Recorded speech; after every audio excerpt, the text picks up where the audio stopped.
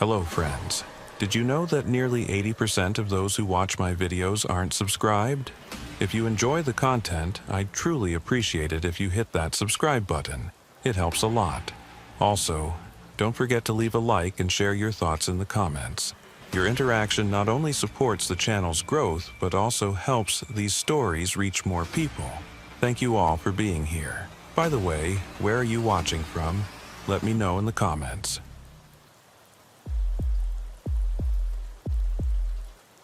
The last remnants of monsoon season were pulling back from the edge of Yavapai County when Sheriff Thaddeus Pike found himself driving through the kind of night that made even 23 years of law enforcement feel insufficient. The sky held that strange, suffocating, greenish gray that follows desert storms, and through his open window came the smell of wet creosote, sharp and medicinal, mixing with the ozone-heavy air. It was 10:47 p.m., and County Road 89 stretched ahead of him like a black ribbon through scrubland that the recent rains had transformed into something alive and restless. Pike had been sheriff of Yavapai County for 11 years, long enough to know the difference between routine calls and the ones that settled wrong in your gut from the first moment. Tonight's dispatch had that quality.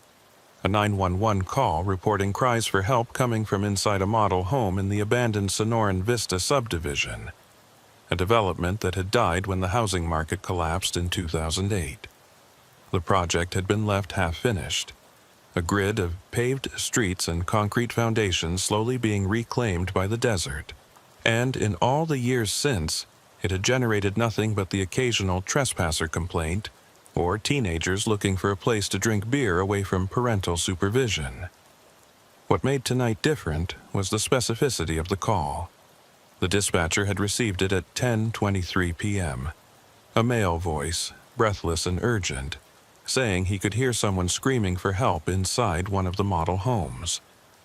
The caller had given a precise address, 4782 Desert Bloom Drive, the Canterbury model in Phase 2. But when dispatch tried to call back for more details, the number went straight to a generic voicemail. No name, no callback. And when they ran the number through the system, it came back as a prepaid cell phone purchased 3 months ago at a Walmart in Prescott, registered to nobody. Pike had sent Deputy Juniper Salazar ahead while he finished up paperwork on a domestic disturbance call in Dewey. Salazar was young, only 26, but she had good instincts and didn't spook easily. She'd radioed in 12 minutes ago to confirm she was approaching the subdivision, and since then nothing. No updates, no requests for backup, just silence. Pike had tried raising her twice on the radio with no response, which was unusual enough to accelerate his Crown Victoria from a steady cruise to something approaching urgency. The turnoff to Sonoran Vista appeared suddenly in his headlights, marked by a sun-faded sign promising desert living at its finest, beneath a logo that featured a saguaro cactus and an improbable sunset. Pike slowed and turned onto what had been meant as the development's grand entrance, a wide boulevard called Saguaro Parkway, complete with decorative streetlights that had never been connected to power. His headlights swept across the empty street, catching the white lines of parking spaces for a shopping center that existed only as a concrete slab, and beyond that, the dark shapes of the model homes rising against the night sky. The subdivision covered maybe 80 acres, laid out in a geometric pattern that looked absurd now that nature was taking it back. Creosote and Palo Verde were already pushing up through cracks in the pavement, and the monsoon rains had created temporary streams that cut across the roads, leaving behind channels of mud and debris. Pike counted 6 model homes as he drove deeper into the development, each one a different architectural style meant to appeal to different types of buyers: Spanish colonial, territorial, contemporary desert, and others whose marketing names he'd forgotten. They stood at intervals along the main road, their windows dark and empty, garage doors sealed with plywood, front yards nothing but dirt and scattered construction debris. He spotted Salazar's patrol unit parked at an angle in front of the Canterbury model, a two-story territorial-style structure at the end of Desert Bloom Drive.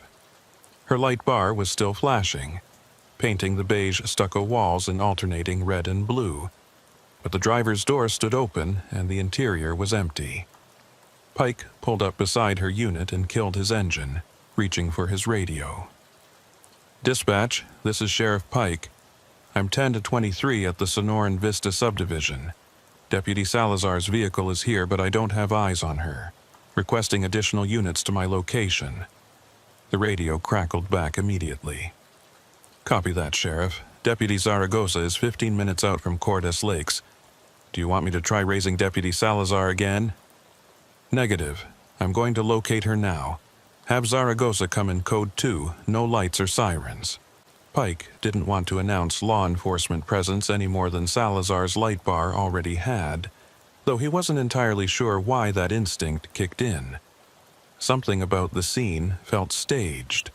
The open door, the running lights, the conspicuous absence of the deputy herself. He stepped out of his vehicle and immediately felt the temperature difference.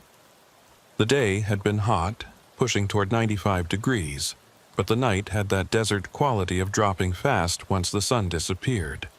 Maybe 70 degrees now, would probably hit 50 by dawn. The air smelled like wet earth and something else. Something faintly chemical that might have been leftover construction materials or might have been something more recent. "Salazar," Pike called out, his voice carrying across the empty development. "Deputy Salazar, it's Sheriff Pike. Call out your location." Nothing came back except the sound of water dripping somewhere nearby and the distant cry of a coyote testing the night. Pike pulled his maglite from his belt and swept the beam across the Canterbury model. The structure was bigger than the others, probably 3,500 square feet, with a covered entryway and decorative ironwork over the windows that had been meant to suggest Old West elegance. The front door stood slightly ajar. Pike approached carefully, one hand on his service weapon, the flashlight held away from his body in his left hand. Basic officer safety. Don't silhouette yourself as a target. The door opened soundlessly when he pushed it, revealing a tiled entryway that led into a great room with a 2-story ceiling.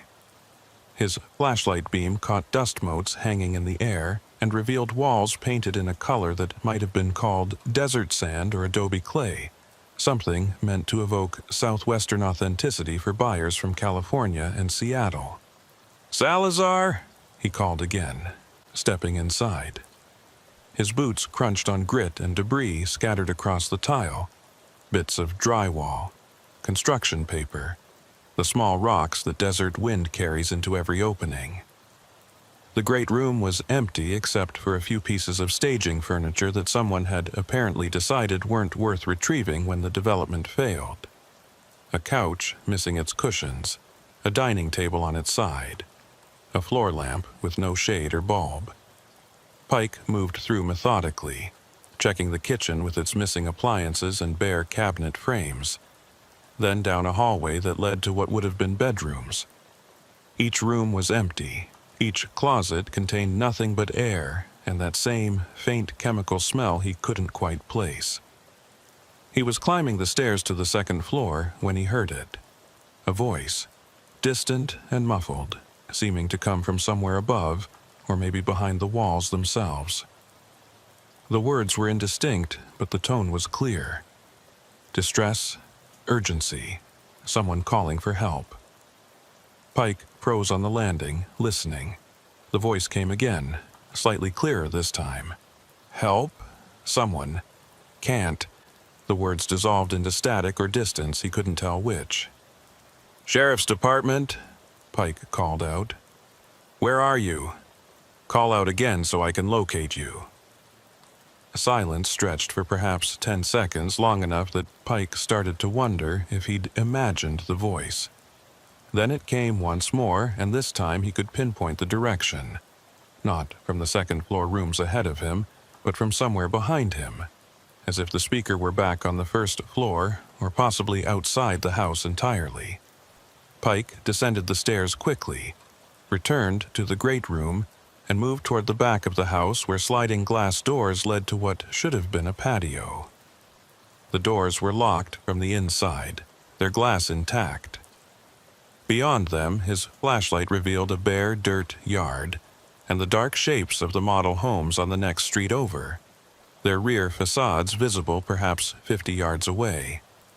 The voice came again, and now it seemed to be coming from one of those other houses. Maybe the contemporary desert model or the Spanish colonial, he couldn't be certain. The sound carried strangely in the empty development, bouncing off walls and pavement in ways that made direction difficult to judge. Pike exited through the front door and stood in the street, slowly rotating as he tried to pinpoint the source. His radio crackled, and he grabbed it quickly, hoping for Salazar. "Sheriff Pike, this is dispatch. Still no response from Deputy Salazar, but I've got something weird coming up on the system. That 911 call from earlier?" The cell tower data just came through, and it's showing the phone pinged off 3 different towers in sequence: Cordis Junction, Dewey, and Mayer, all within the same 2-minute window. Pike processed this information, frowning. Those 3 towers formed a triangle that covered maybe 40 square miles of territory. For a phone to ping off all 3 in 2 minutes meant either a technical glitch or the caller had been moving at an impossible speed. "What's the timestamp on those pings?" Pike asked. 10:23:47 p.m. for Cordis Junction, 10:24:32 for Dewey, 10:25:11 for Meyer. "Sheriff, there's no way someone drove that distance in under 2 minutes. The roads don't even connect directly." Before Pike could respond, he heard footsteps, boot heels on pavement, coming from somewhere to his left. He spun, flashlight and hand moving to his weapon simultaneously, and caught a figure in his beam about 30 yards away, standing in the middle of Saguaro Parkway. It was Deputy Salazar.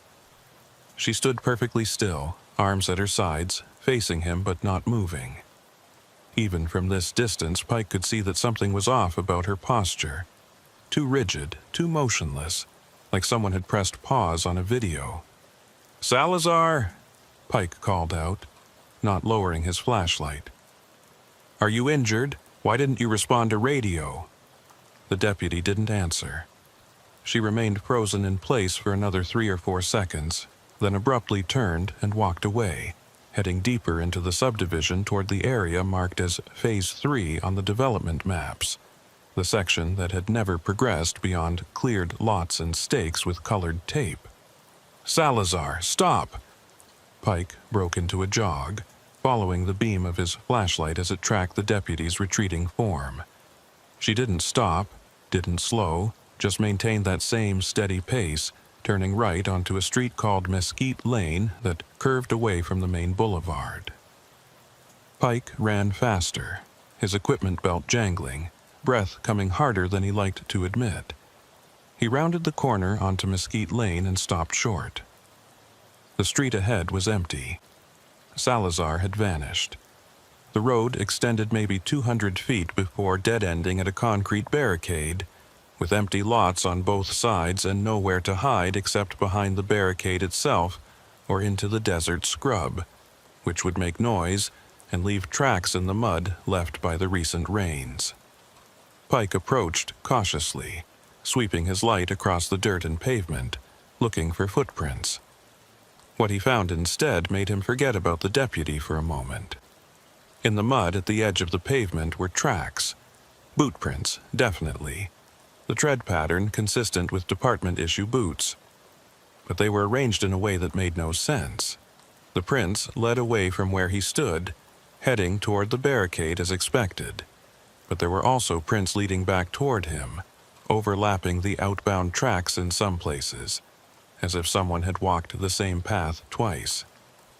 Except the inbound prints were sharper, more defined, as if they'd been made more recently than the outbound ones. Pike crouched down, studying the prints more carefully. His flashlight revealed something else.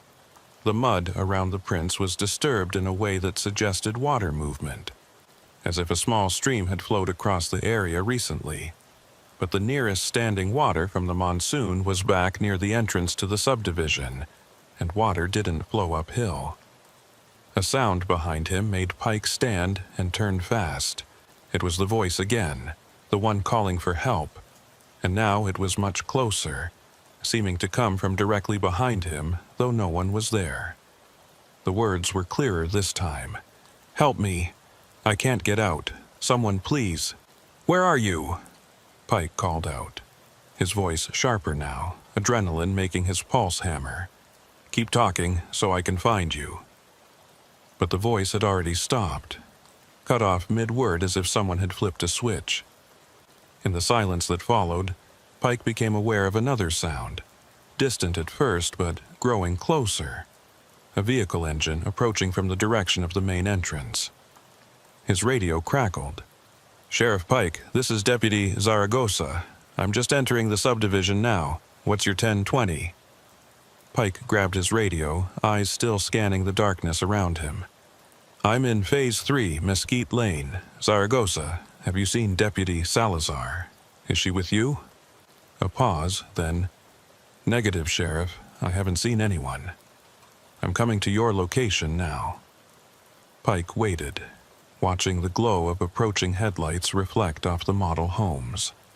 Within a minute, Deputy Tully Zaragoza's patrol unit pulled up beside him, and the stocky, bearded deputy climbed out, his hand resting casually on his weapon.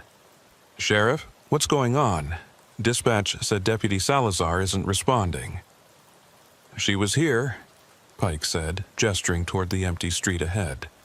"I saw her standing right there, about 3 minutes ago. She walked toward this dead end and disappeared. No sign of her vehicle being moved, no response to radio, and I've got footprints here that don't make sense." Zaragoza pulled his own flashlight and examined the mud prints, his frown deepening as he studied them. "These look like they're going both directions at once. How does that happen?" "That's the question." Pike keyed his radio again. "Dispatch, this is Pike. I need you to try Deputy Salazar's cell phone directly, not just radio. Call it now and let me know if it connects." They waited in the darkness. 2 veteran law enforcement officers standing in an abandoned housing development, neither one willing to voice the thought that was forming in both their minds, that something was very wrong here, wrong in a way that didn't fit into any normal category of police work. The radio crackled back. "Sheriff, her cell phone is going straight to voicemail. But here's the weird thing. When I pinged it for location, it's showing at your current position. According to the cell tower, her phone is within 50 feet of where you're standing right now." Pike and Zaragoza looked at each other, then simultaneously began searching the immediate area, flashlights probing every shadow and hollow. They found nothing. No phone, no sign of Deputy Salazar, no explanation for why her cell would register as present when it clearly wasn't. "Sheriff," Zaragoza said slowly, his light fixed on something near the concrete barricade. "You need to see this." Pike joined him and found himself looking at another set of tracks. These ones appeared to be from a different type of shoe, maybe work boots or hiking boots, definitely not department issue.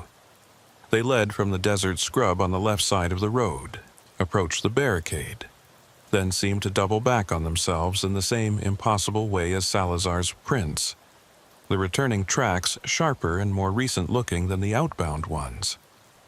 "It's like people are walking backward in time," Zaragoza muttered, then immediately shook his head as if embarrassed by the thought. Pike didn't dismiss it, though. He'd seen enough strange things in over 2 decades of law enforcement to know that sometimes the impossible explanation was just the one you hadn't figured out how to make possible yet. But that didn't mean he believed in supernatural causes. There was always a rational explanation, even if it took time to find it. "Okay," Pike said, forcing his mind into analytical mode. "Let's think this through. The mud is disturbed around the tracks, suggesting water flow. Maybe the monsoon drainage created temporary streams that partially erased and then re-exposed the prints as the water moved through. That could create the illusion of tracks appearing in reverse order. Zaragoza looked skeptical, but nodded. Could be. But that doesn't explain where Deputy Salazar went or why her phone is pinging here when it's not actually here. Cell tower triangulation isn't perfect, Pike said, though he didn't sound convinced by his own explanation. Especially with the terrain out here, the signal could be bouncing off the model homes or that water tower over in Dewey, giving false readings. A distant sound interrupted them. The voice again, calling for help. But this time it seemed to be coming from back toward the model homes, maybe from the Canterbury where they'd started. Both deputies turned and headed back at a quick walk, their flashlights cutting through the darkness.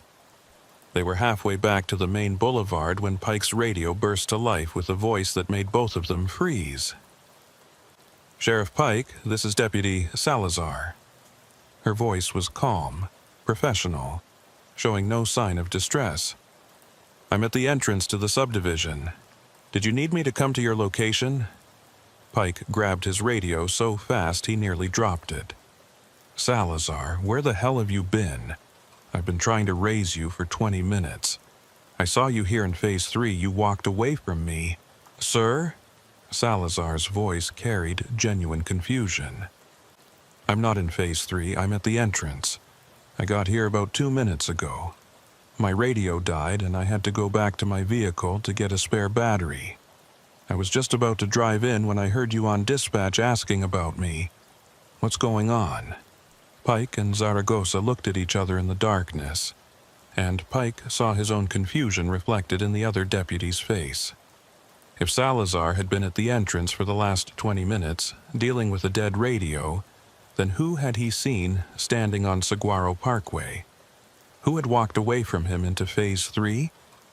"Salazar, I need you to stay exactly where you are," Pike said into his radio, keeping his voice steady with effort. "Don't move from that position. We're coming to you." They jogged back through the empty subdivision past the dark model homes and along Saguaro Parkway toward the entrance. Pike's mind was racing, trying to construct a rational framework for what he'd seen, but every explanation he came up with collapsed under the weight of the physical impossibility. He'd seen someone in a deputy's uniform, standing in a deputy's stance, at a distance of maybe 30 yards with his flashlight directly on them. If it hadn't been Salazar, then who? And how had they disappeared so completely on a dead-end street with no cover? They reached the entrance and found Salazar standing beside her patrol unit, exactly as she'd said, her expression concerned but showing no sign of the bizarre events Pike had just experienced. She looked solid and real in a way that made the figure he'd seen in Phase 3 seem even more dreamlike in retrospect. "Sheriff, I'm sorry about the radio," she said immediately. "The battery light was showing green, but the thing just died on me. I should have—" "Not your fault," Pike interrupted.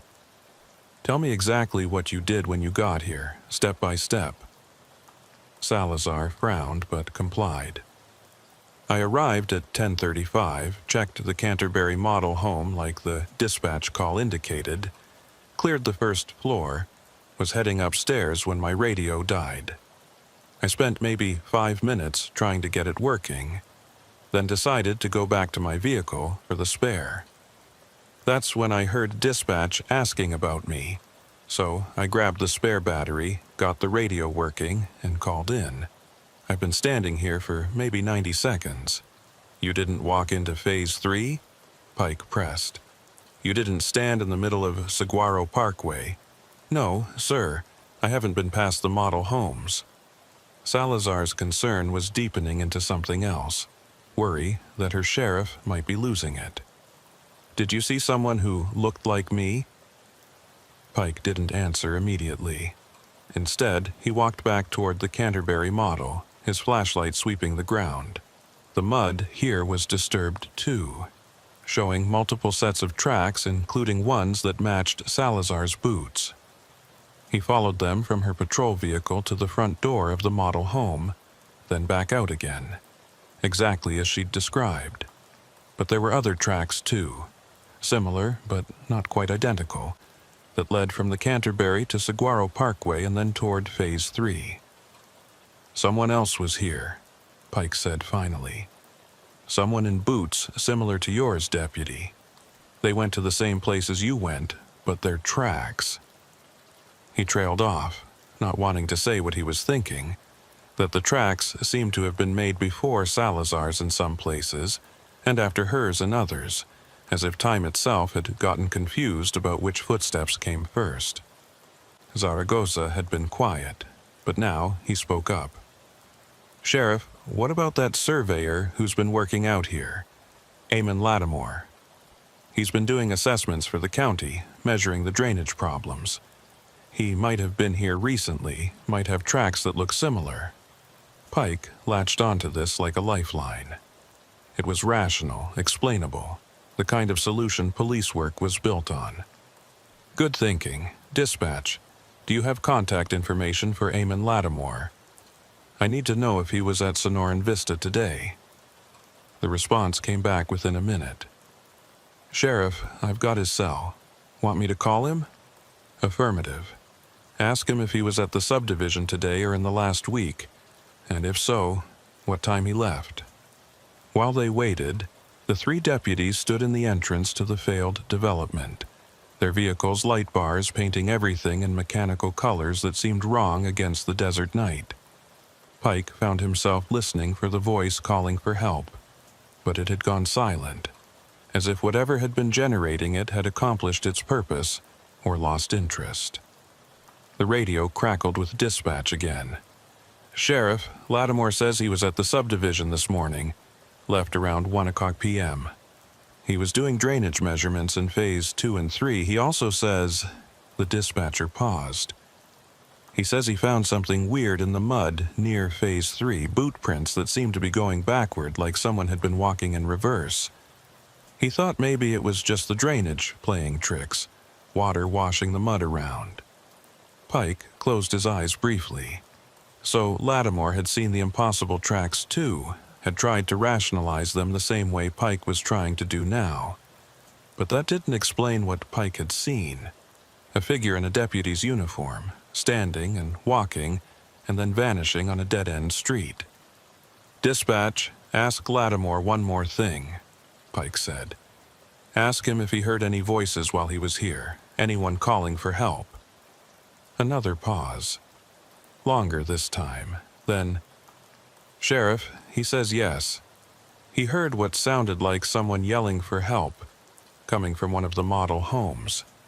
He searched for about 20 minutes but never found anyone. He figured it was acoustics, sound carrying from the highway or from one of the nearby properties, bouncing off all the empty structures." Pike opened his eyes and looked at Salazar and Zaragoza.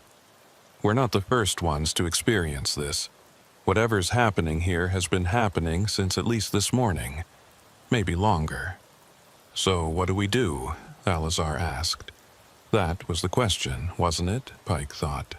Standard procedure would be to secure the scene, call in additional resources, maybe request assistance from the state police or even the FBI if it looked like something criminal.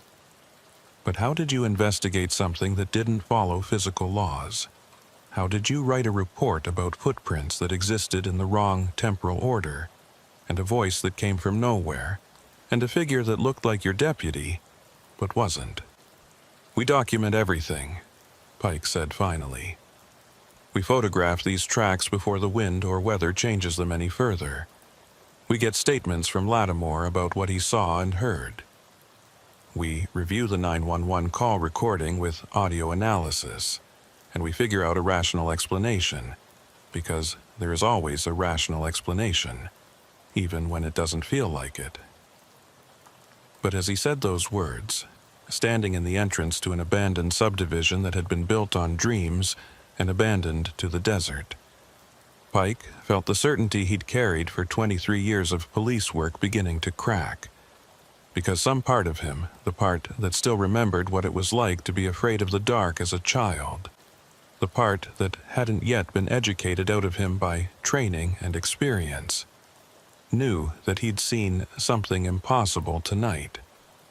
And that impossible thing had been wearing a deputy's uniform and walking backward through time. Sheriff Thaddeus Pike didn't sleep that night. He sat in his office at the county building in Prescott Valley, the fluorescent lights humming overhead, reviewing the photographs Deputy Zaragoza had taken of the footprints at Sonoran Vista. The images showed exactly what Pike remembered: boot tracks that appeared to move in contradictory directions, the returning prints somehow sharper and more recent than the outbound ones, as if physics had decided to run backward for a few crucial moments. He'd labeled each photograph carefully, noting the location, the direction of travel, the depth of the impression in the mud. It was good police work, methodical and thorough, but it documented something that shouldn't exist. At 3:47 a.m., Pike gave up pretending he might rest and instead pulled the audio file of the original 911 call. He'd listened to it perhaps a dozen times already, but repetition sometimes revealed details the first hearing missed. The voice came through his computer speakers, male, breathless, urgent. 911, what's your emergency?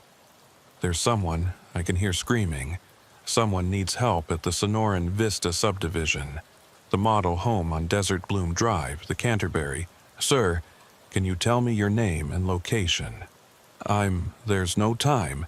Just send someone. I can hear them screaming for help. They sound terrified. Sir, are you at the location now? Are you in danger? A pause, longer than felt natural, as if the caller were considering the question from an angle that had nothing to do with physical safety. Then, I don't know. I don't know if I'm in danger. Just send someone. Please. The call ended there. Pike isolated the background sounds, turning up the volume until the static and ambient noise filled his office. Beneath the caller's voice, he could hear something else, a rhythmic sound, almost like breathing but not quite organic, more mechanical or processed. And underneath that, very faint, what might have been wind or might have been the echo of another voice, too distant to make out words. He sent the file to the county's contract audio analyst, a retired FBI technician named Sarah Voss, who lived in Sedona and did freelance work for law enforcement agencies across northern Arizona. Her email response came back within an hour, which meant she was either an insomniac like Pike, or the file had interested her enough to prioritize it. Sheriff Pike analyzed your audio. The background noise is consistent with an enclosed space, possibly a room with hard surfaces that create reverb. The breathing-like sound is actually a recording artifact. Suggests the caller's voice might have been processed through a filter or digital modulation. Can't confirm this definitively without more samples. The secondary voice you asked about is there, but it's not contemporary with the call. It appears to be an echo or playback of the primary speaker's voice, delayed by approximately 2.3 seconds. This creates an effect where the caller is essentially responding to their own words before they speak them. I've never seen this occur naturally. Recommend follow-up on whether this call was somehow pre-recorded or digitally manipulated. Voss. Pike read the email twice, then a third time. A voice responding to itself before the words were spoken. That was impossible, unless someone had edited the audio or used some kind of delay effect. But why would someone do that? What was the purpose of creating a fake emergency call that sent deputies to an abandoned subdivision where nothing apparently waited except impossible footprints and disembodied voices? His desk phone rang, startling him out of his thoughts. The caller ID showed Yavapai County Dispatch. Pike, he answered. Sheriff, it's Martinez on the overnight desk. The dispatcher sounded uncertain, which was unusual for Elena Martinez. a 20-year veteran who Pike had always thought could handle Armageddon with the same calm efficiency she brought to lost hikers and bar fights. "I just got another call about Sonoran Vista. Different caller, different number, but same basic report. Someone hearing cries for help from the model homes." Pike sat forward in his chair, fatigue forgotten. "What time did the call come in?" 3 minutes ago. I've got Deputy Salazar en route. She was doing patrol in Quartz Junction and volunteered to respond. Tell her to wait for backup. I'm heading there now." Pike was already grabbing his keys and radio. "Martinez, I need you to keep that caller on the line as long as possible. Get a name, get details, find out exactly where they are and what they're hearing." "Already tried, Sheriff. They hung up after reporting it. But here's the thing." Martinez paused, and Pike could hear papers rustling. The call came from the same area code and prefix as last night's call. Different last 4 digits, but same general series. Both prepaid cells purchased from the same Walmart in Prescott. Both bought in the same transaction 3 months ago. Pike processed this as he headed for the stairs, taking them 2 at a time despite the hour and his age. Someone had bought multiple prepaid phones 3 months ago and was now using them to make sequential reports about the abandoned subdivision. That suggested planning, intention, a purpose beyond simple pranks or false alarms. "Martinez, pull every 911 call we've received about Sonoran Vista in the last year. I want to know if there's a pattern we've been missing." "Already on it, Sheriff. I'll have it ready when you get back." The drive to Sonoran Vista took 23 minutes through darkness that felt thicker than usual. The kind of desert night where your headlights seem to be absorbed rather than reflected by the landscape. Pike arrived to find Salazar's patrol unit parked at the entrance, the deputy standing beside it with her flashlight sweeping the abandoned development. "Sheriff," she called out as Pike approached. "I did a preliminary walkthrough of the Canterbury model. Nobody there, no signs of disturbance, same as last night. But I heard something while I was inside, that voice calling for help. It seemed to be coming from one of the other model homes, the Spanish Colonial maybe. I was waiting for backup before investigating further." Pike nodded approval. "Good. We go together this time, and we document everything we see and hear. I want a rational explanation for what's happening here, and we're not leaving until we find it." They approached the Spanish Colonial model, a sprawling single-story structure with a tile roof and arched windows that gave it an incongruous elegance in the midst of the failed development.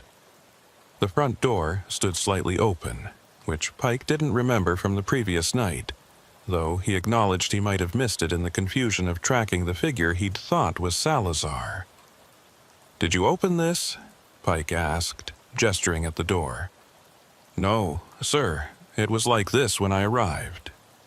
They entered with flashlights drawn, Pike going first with Salazar covering from behind, a standard tactical approach that felt both necessary and absurd, given that they were searching an empty house for the source of a voice that probably didn't have a physical origin. The interior layout was different from the Canterbury. Instead of a great room, the Spanish Colonial had a long central hallway with rooms branching off on either side, creating a telescoping effect that made the house seem to extend much farther than its actual footprint. They cleared the first 3 rooms, a study, a bedroom, a bathroom with missing fixtures, finding nothing but construction debris and the ubiquitous desert dust.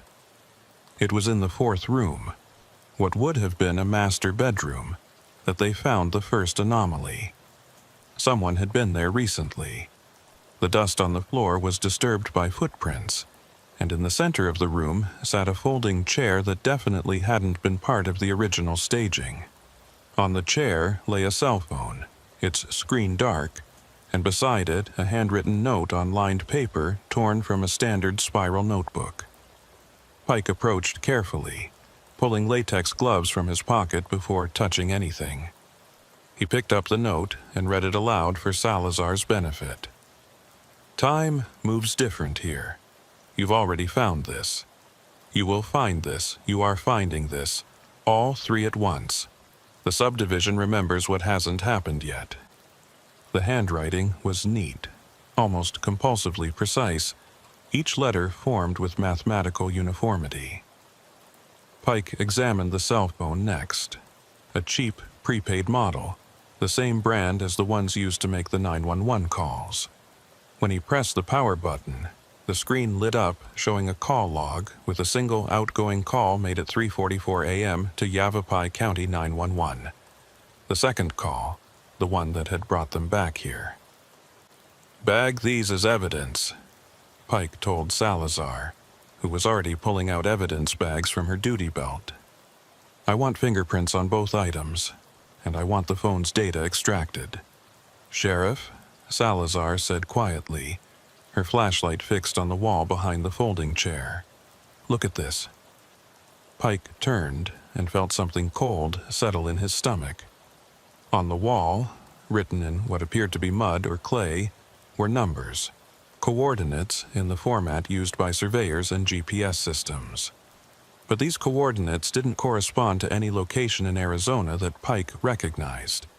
The latitude was too high, placing the location somewhere in the Pacific Northwest, and the longitude was several degrees off from any local landmark. Beneath the coordinates was another line of text, this one written in the same mud. Phase 3 Mesquite Lane, 4:17 a.m. Be there or you already were. Pike checked his watch, 4:03 a.m. Whatever was supposed to happen at Mesquite Lane, the same dead-end street where he'd seen the impossible footprints and the figure that looked like Salazar, it was scheduled to occur in 14 minutes, or had already occurred, or was occurring now, depending on which tense the cryptic message preferred. "We're going to Phase 3, Pike said, making the decision even as part of his mind screamed that they should call for backup, should treat this like the potential trap it obviously was. But he was the sheriff, and sheriffs didn't hide from challenges, even when those challenges came wrapped in temporal paradoxes and written in mud on the walls of abandoned houses. They drove their separate vehicles through the subdivision, maintaining radio contact, their headlights cutting through darkness that seemed to press in from all sides. Pike kept expecting something to happen, a figure to appear in his path, the voice to call out again, the landscape itself to somehow shift or change. But the development remained empty and still, just failed infrastructure slowly dissolving back into the desert from which it had been temporarily extracted. At 4:14 a.m., they parked at the entrance to Mesquite Lane. Pike noted that the footprints from the previous night were still visible in the mud, though they'd been partially obscured by wind-blown sand. He and Salazar walked side by side down the dead-end street, their flashlights sweeping in synchronized arcs. At 4:17 a.m. exactly, Pike's radio erupted with a burst of static that resolved into a voice. His own voice, he realized with mounting horror, saying words he hadn't yet spoken. "Salazar, behind you. Someone's standing behind you right now." Salazar spun, her flashlight and weapon coming up together, illuminating nothing but empty air and the concrete barricade that marked the street's terminus. Pike's radio continued transmitting what sounded like a conversation between himself and Salazar, words they hadn't said but somehow felt inevitable, as if they were listening to a script they would soon be forced to perform. "Sheriff, what is that?" the radio Salazar's voice asked. "What am I looking at?" "I don't know," Radio Pike replied. "It's like the air is folding in on itself, like space is—" The transmission cut off abruptly, replaced by a tone Pike recognized, the emergency broadcast system alert that preceded severe weather warnings. But instead of the standard message about flash floods or dust storms, the synthesized voice said, "Temporal anomaly detected. Causality loop established. Present moment contains echo of future event. Recommend immediate evacuation of affected area." Then silence, broken only by the desert wind and the sound of Pike's own heartbeat thundering in his ears. Sheriff, Salazar said, and her voice was steady despite everything, which Pike found deeply reassuring. I think we need to bring in outside help. This is beyond regular law enforcement. This is something else. Pike wanted to agree, wanted to call in the FBI or the state police or maybe some agency he'd never heard of that dealt with impossible things. But before he could respond, his flashlight beam caught something new in the mud at their feet. Fresh footprints, still wet enough that water was pooling in the depressions, forming right there as they watched, as if invisible feet were pressing down into the earth. The prints moved toward them from the barricade, a steady walking pace, getting closer with each impossible step. Pike and Salazar backed away instinctively, their flashlights following the progression of the forming prints. When the invisible walker reached a point perhaps 10 feet from where they stood, the footprints stopped appearing. But Pike could feel something there, a presence or pressure in the air, the sensation of being watched by something that existed just slightly to the left of reality. Then it spoke. Not through the radio this time, but directly into the air between them. A voice that sounded like Pike's own, but wrong somehow. The cadence off by fractions of a second. You're looking for an explanation. Linear time doesn't work here. The subdivision exists in multiple states simultaneously. What was, what is, what will be. The monsoon did something to the ground, washed away the barriers that keep moments separate. Now they bleed together. Who are you?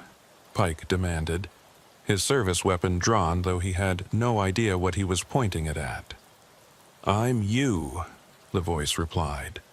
From 17 minutes ahead, trying to warn you about what happens next, but I can't remember anymore if the warning creates the event or prevents it.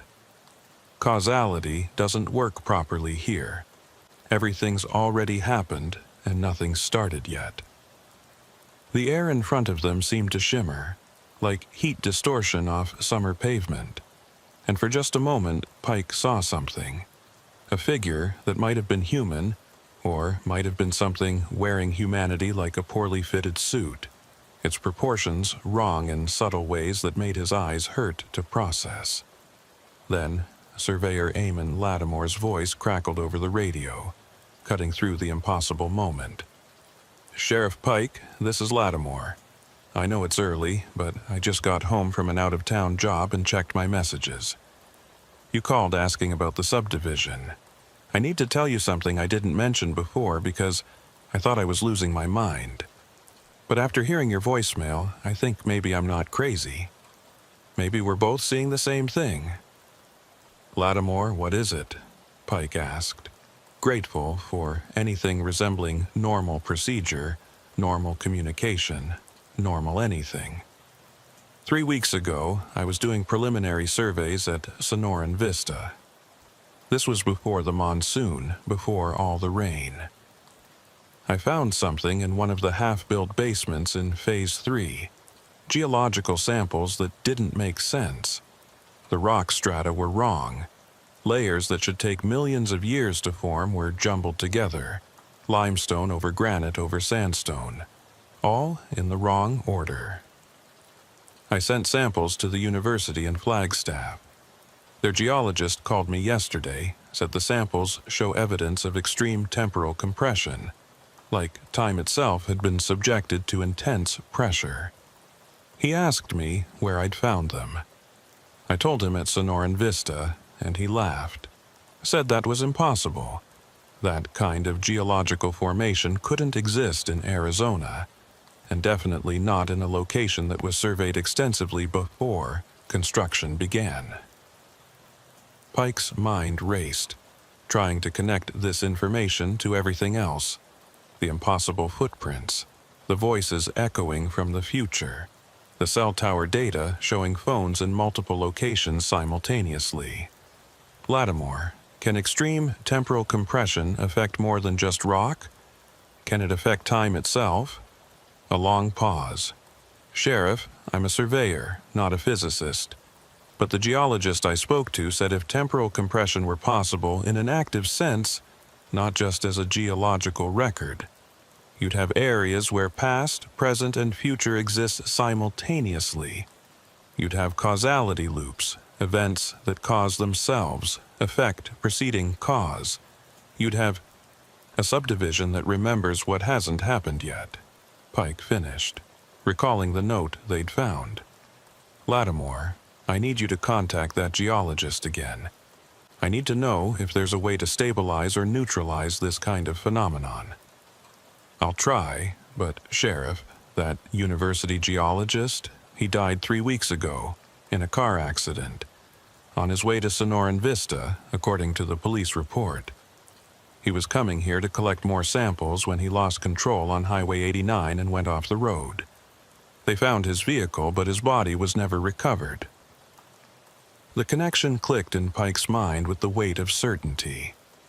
Another disappearance connected to the subdivision, another loose end that didn't quite resolve.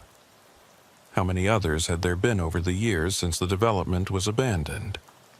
How many people had encountered the temporal anomaly and either vanished into it or fled from it, too frightened to report what they'd experienced? Lattimore, send me everything you have on the geological samples and the geologist's analysis, and stay away from Sonoran Vista. That's an order, not a request. Already planning on it, Sheriff? Good luck. The radio fell silent, and Pike became aware that the shimmer in the air had faded, taking with it the presence of whatever had been standing invisibly in front of them. The footprints stopped forming. The subdivision settled back into ordinary darkness, ordinary abandonment, as if the past few minutes had been a temporary glitch in reality's programming. We're leaving, Pike told Salazar. Now, before anything else happens. They retreated to their vehicles, neither speaking about what they'd witnessed, as if putting it into words might somehow make it more real or invoke it again. Pike drove back through the subdivision faster than safety recommended, eager to put distance between himself and whatever temporal anomaly lurked in the failed development. It was only when he reached the entrance and looked back in his rearview mirror that he saw it. The Canterbury model home's windows were lit from within, warm yellow light spilling out as if someone had turned on lamps and was moving from room to room. But the subdivision had never had power connected, had never progressed beyond basic infrastructure before the money ran out. Pike grabbed his radio to call Salazar, to tell her to look back, to confirm he wasn't hallucinating. But before he could speak, all the lights in the model homes went out simultaneously, and in the darkness that followed, he could have sworn he heard his own voice, distant and distorted, calling for help from somewhere deep inside Phase 3. He drove away without looking back again, his hands gripping the steering wheel tight enough to make his knuckles ache. Behind him, Sonoran Vista settled back into abandonment, waiting patiently for the next person who would encounter its impossible geometry, its fractured timeline, its memories of events that had not yet occurred. And in the mud of Mesquite Lane, new footprints were already forming, moving backward toward a barricade they would reach yesterday. Sheriff Thaddeus Pike spent the following 3 days trying to construct a rational framework for the impossible and failing. He sat in conference rooms with state police investigators who listened politely to his account and then suggested that perhaps the stress of rural law enforcement was taking its toll. He reviewed geological surveys and historical records, searching for some precedent, some prior incident that might explain what was happening at Sonoran Vista. He found nothing that helped, and plenty that made the situation worse. The county records showed that Sonoran Vista wasn't the first failed development on that particular patch of desert. In 1987, a company called Desert Dreams LLC had attempted to build a retirement community on the same site, breaking ground on infrastructure before financial irregularities forced the project into bankruptcy. Before that, in 1952, the land had been surveyed for a military installation, some kind of communications facility, the record suggested, but the project was abruptly canceled with no explanation given.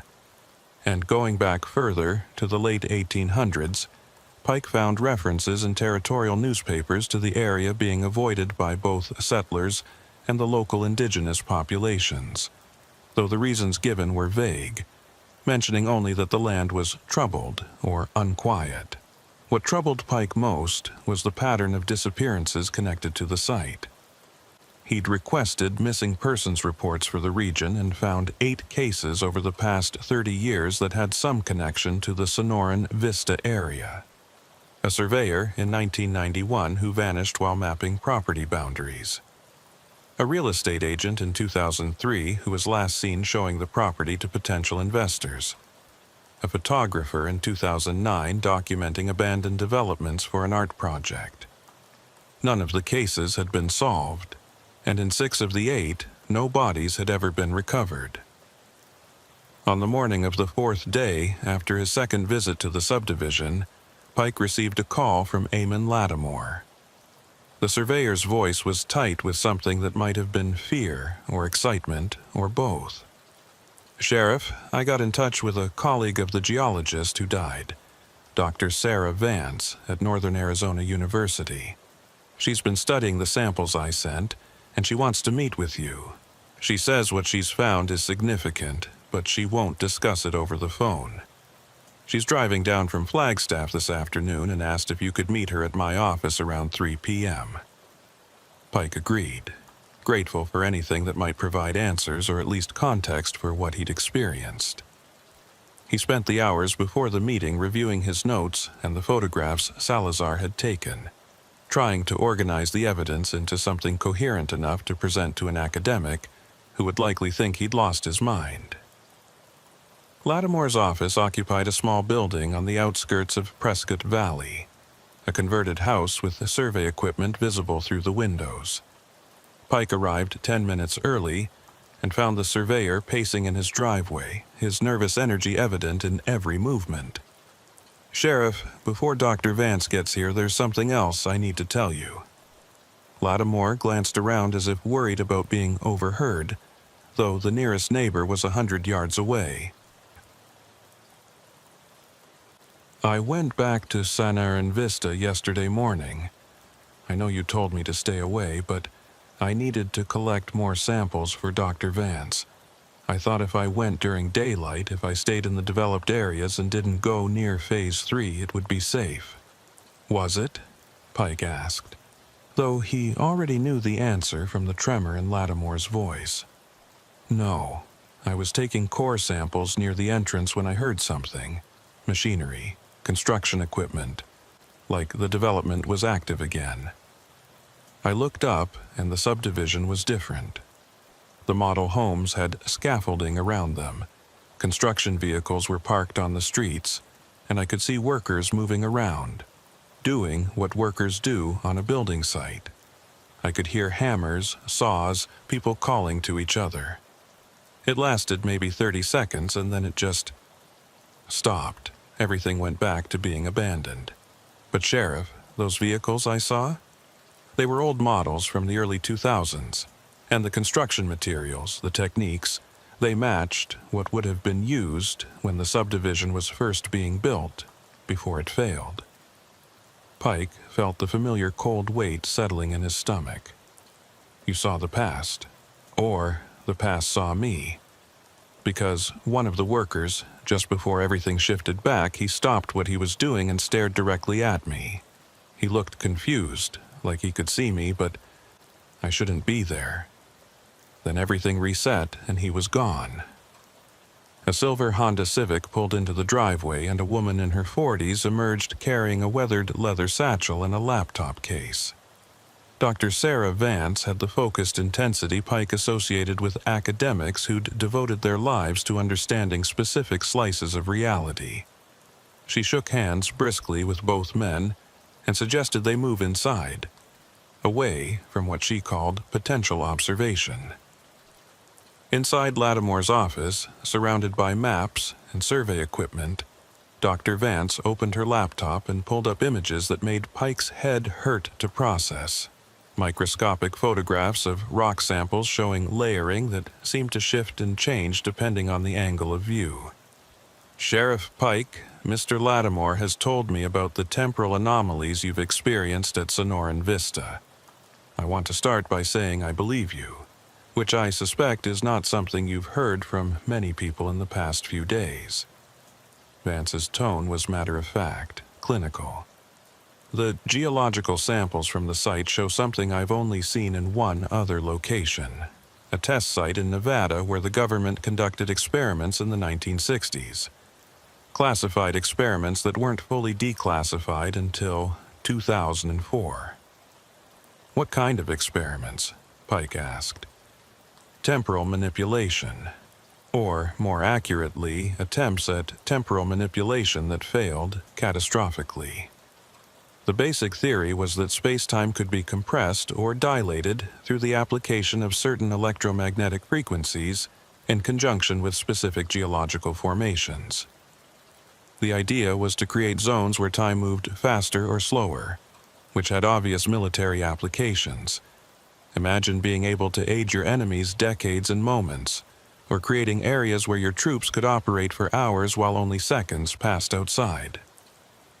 Vance pulled up another image.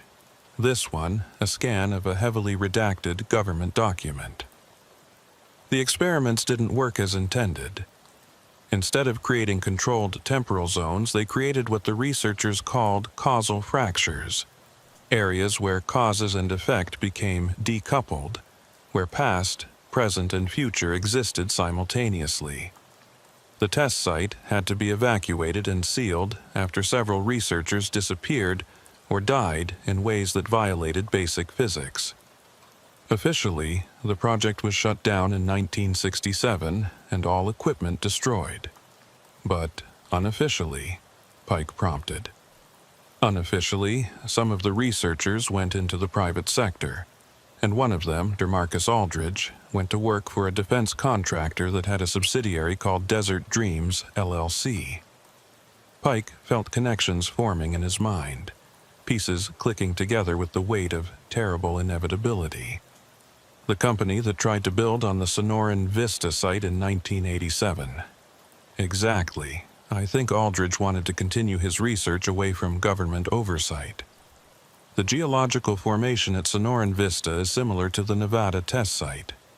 Layers of limestone, granite, and sandstone in unusual configurations, combined with underground water systems that could act as conductors for electromagnetic fields. If Aldridge tried to recreate his experiments there, even on a small scale, he might have succeeded in creating another causal fracture. So, the temporal anomalies we're seeing, the voices from the future, the footprints moving backward, the overlapping timelines, those are all results of experiments from 40 years ago?" Pike tried to process this, to fit it into a worldview that had never included time travel or causal fractures. Not quite. Vance's expression darkened.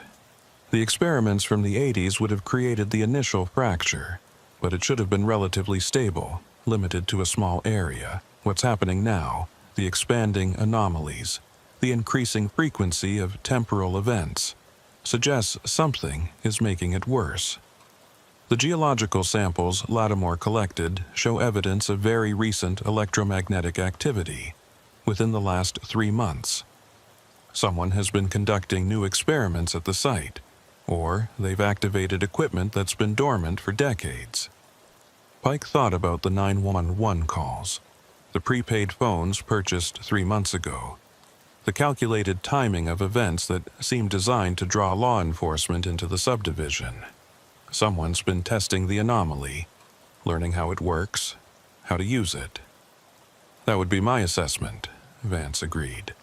"And if they're successful in controlling or amplifying the causal fracture, the effects could spread beyond the subdivision. Temporal anomalies don't respect property boundaries. We could see the entire region destabilize, causality breaking down across thousands of square miles. Lattimore had been quiet, but now he spoke up, his voice strained. "Dr.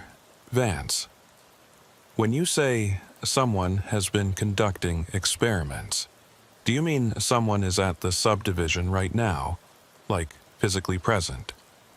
Not necessarily present in a conventional sense. One of the properties of a causal fracture is that actions taken in the future can affect the past. Whoever is manipulating the anomaly might be operating from a point in time that we would consider to be days, weeks, or even years ahead of where we are now.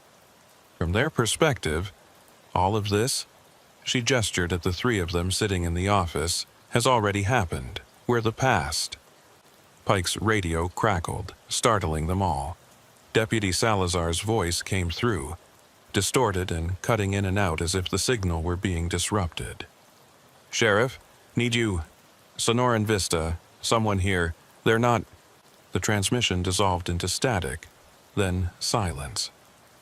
Pike grabbed his radio, his pulse accelerating. "Salazar, repeat your last transmission. What's your location?" No response. Pike tried twice more, then switched to dispatch. "Martinez, do you have Deputy Salazar's 1020? The dispatcher's voice came back clear and professional. "Sheriff, Deputy Salazar is off duty today. She's not scheduled for patrol until tomorrow. Her GPS tracker shows her vehicle at her residence in Chino Valley." "Are you certain?" Pike demanded. "Positive, Sheriff. I'm looking at the tracking system right now. Her unit hasn't moved in 3 hours. Pike and Lattimore exchanged glances. Dr. Vance closed her laptop slowly, her academic detachment giving way to something more immediate and visceral. "Sheriff, I think we need to go to the subdivision, now. That radio call wasn't from your deputy in the present. It was either from the future or from a version of her that's already caught in the causal fracture." Pike was already moving toward the door, his training overriding his fear. "Lattimore, I need you to stay here. If we're not back in 2 hours, contact the state police and the FBI. Tell them everything Dr. Vance told us. Dr. Vance, you should also stay. With respect, Sheriff. I'm the only person who might understand how to navigate a causal fracture. You need me." Vance's tone left no room for argument. "Besides, I've been studying this phenomenon for 20 years. I'm not missing the chance to see it firsthand." The drive to Sonoran Vista took 17 minutes, and Pike spent them trying to raise Salazar on both radio and cell phone without success. Dr. Vance sat in the passenger seat, her laptop open, reviewing what she called theoretical navigation protocols for temporally unstable zones, which struck Pike as the kind of thing that shouldn't exist outside of science fiction novels. They arrived at the subdivision entrance to find 3 vehicles already there: Salazar's patrol unit, which shouldn't have been there at all; Eamon Lattimore's truck, which was impossible since they'd left him at his office, and a white sedan that Pike didn't recognize. All 3 vehicles were empty, doors open, engines still running as if their occupants had exited in a hurry. "This doesn't make sense," Pike said, checking Salazar's unit and finding her radio on the front seat, still transmitting a carrier signal. "How can these vehicles be here when we know their owners are somewhere else?" "They're not somewhere else," Vance said quietly, her attention fixed on something beyond the vehicles. "Look at the subdivision, Sheriff. Really look at it." Pike turned and felt reality tilt sideways. The Sonoran Vista subdivision was no longer abandoned. Lights blazed in every model home. Vehicles, modern vehicles including what looked like his own Crown Victoria, were parked along the streets. He could see people moving inside the houses, shadows passing in front of lit windows. And in the distance, near Phase 3, he could hear voices calling out, including one that sounded distressingly like his own. "It's all happening at once," Vance whispered, and there was awe in her voice alongside the fear. Every version of events, every timeline. The subdivision has become a nexus where past, present, and future are completely superimposed. Those vehicles aren't from other locations, they're from other whens. Pike's radio erupted with voices, dozens of them overlapping, all of them his own or Salazar's or Lattimore's, reporting on events that had happened, were happening, would happen. He heard himself calling for backup at a timestamp 3 days in the future. He heard Salazar reporting a body found in Phase 3 during a blizzard, though Yavapai County rarely saw snow. He heard Lattimore describing geological formations that couldn't exist, temporal strata folded in on themselves like origami. And beneath all those voices, barely audible but present, he heard someone else, a voice that sounded wrong, synthesized or processed or simply not quite human, saying words that might have been a warning or might have been an invitation. The fracture is complete. All times are one time. Come see what you will have been. Dr. Vance grabbed Pike's arm, her grip surprisingly strong. Sheriff, we need to establish a baseline. We need to anchor ourselves to a specific moment in time, or we'll get lost in the fracture. Pick a detail, something specific and unique to right now, and hold on to it. Pike looked down at his watch. 3:47 p.m., the second hand sweeping past the 12. He focused on that moment, that specific second, trying to use it as a tether to prevent himself from sliding into other weens. Okay, anchored, now what? Now we find Deputy Salazar before she becomes permanent in a timeline that isn't hers. They moved into the subdivision, walking past vehicles that flickered between being pristine and being rusted hulks, past model homes that shifted from completed to skeletal frameworks and back again. Pike could see multiple versions of the streets overlapping, paved and unpaved, wet and dry, crowded with construction workers and completely empty. The air itself seemed thick, resistant, as if they were walking through layers of time that had been compressed into the same physical space. They found Salazar standing in the middle of Saguaro Parkway, exactly where Pike had seen the figure that resembled her on his first night at the subdivision. But this time she was real, solid, and clearly terrified. She turned as they approached, her service weapon drawn, her eyes wide. "Sheriff, what's happening? I got a call about a disturbance here, and when I arrived, everything started." She struggled for words. "I can see yesterday. I can see tomorrow. I can see versions of this subdivision that never existed, and versions that haven't been built yet. How is this possible?" "Deputy, listen to me." Pike kept his voice calm, authoritative, the tone he'd used 1,000 times to talk frightened people through crisis situations.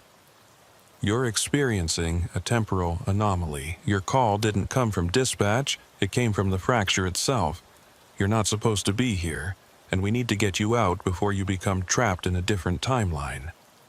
But even as he spoke, Pike saw Salazar begin to flicker, her image doubling and tripling, showing different versions of her standing in slightly different positions, wearing different uniforms, holding different equipment. One version was decades older, gray-haired and wearing a sheriff's star. Another was younger, in street clothes, looking confused. A third was transparent, barely visible, as if that version had almost but not quite existed. "Sheriff, she's decoherence," Vance said urgently. "She's splitting across multiple timelines. We need to collapse her back into a single state, force her to exist in only one moment." "How?" Pike demanded. "Physical contact. Touch creates quantum entanglement. If you can grab her and hold on, you might be able to anchor her to your timeline, to the specific moment you're holding in your mind." Pike didn't hesitate. He moved forward and grabbed Salazar's arm, focusing on his watch reading 3:47 p.m., on that specific second, on the reality where he was Sheriff Thaddeus Pike investigating temporal anomalies on a Thursday afternoon in Yavapai County. The multiple versions of Salazar flickered more rapidly, overlapping and separating and overlapping again, and Pike felt a sensation like electric current running through his hand where he touched her. Then she solidified. Just one Salazar, breathing hard, her arm solid under his grip. "Sheriff, there were so many." "Don't think about it right now," Pike interrupted. "We need to move. We need to get back to the entrance before the fracture expands further." They started back towards the vehicles, Vance leading the way with her laptop open, reading what Pike assumed were the theoretical navigation protocols she'd mentioned.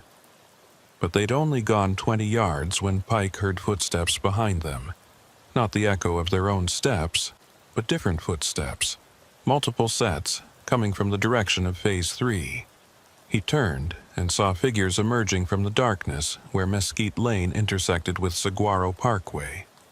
At first, Pike thought it was more temporal doubling, multiple versions of the same person. But as the figures came closer, he realized with mounting horror that each one was unique. They wore different clothes from different eras, some in modern gear, others in styles from decades past. Some looked solid and real, others were transparent, ghost-like. And all of them were walking with that same steady, purposeful pace toward Pike's group. "Those are the disappearances," Vance said, her voice barely above a whisper. "The people who got caught in the fracture over the years. They're trapped here, existing in all timelines simultaneously, unable to return to their original winds." The figure in front, a man in a surveyor's vest from the 1990s, stopped about 15 feet away and spoke, though his mouth didn't quite sync with the words, as if he were operating on a fractional delay from reality.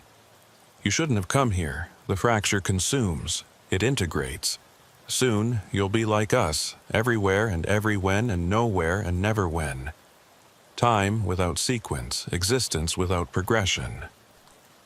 Pike's hand moved to his service weapon, though he had no idea what he would shoot at or how bullets could stop something that didn't fully exist in conventional space-time. "We're leaving. Don't try to stop us." "Leaving?" The surveyor tilted his head at an angle that was wrong, too far, as if his neck had more joints than it should. "You don't understand. You've already left. You've never arrived. You're always leaving and always arriving. The fracture makes all states true." More figures emerged from Phase 3, from the model homes, from the shadows between light and dark. Pike recognized some of them from the missing persons reports he'd reviewed. The real estate agent from 2003, the photographer from 2009, others whose faces matched old photographs but whose presence here was impossible. "Dr. Vance," Pike said carefully, "I'm open to suggestions." Vance was typing rapidly on her laptop, her face illuminated by the screen's glow. "The fracture is stabilizing around us. It's trying to integrate us into its temporal matrix. I might be able to create a localized counter-frequency, something to push back against the causal breakdown, but I'd need—" A loud crack split the air, like a thunderclap but sharper, more focused. The figures from Phase 3 froze in place, and the subdivision itself seemed to shudder, reality rippling like water disturbed by a stone. Pike looked toward the source of the sound and saw a new figure standing near the contemporary desert model home. A man in his 70s wearing a suit that looked both decades old and brand new, carrying what appeared to be some kind of electronic device covered in dials and readouts. "Dr. Aldridge," Vance breathed. "That's Marcus Aldridge, the researcher from the Nevada project." The old man smiled, though the expression held no warmth. "Dr. Vance. Sheriff Pike. Deputy Salazar. I've been expecting you.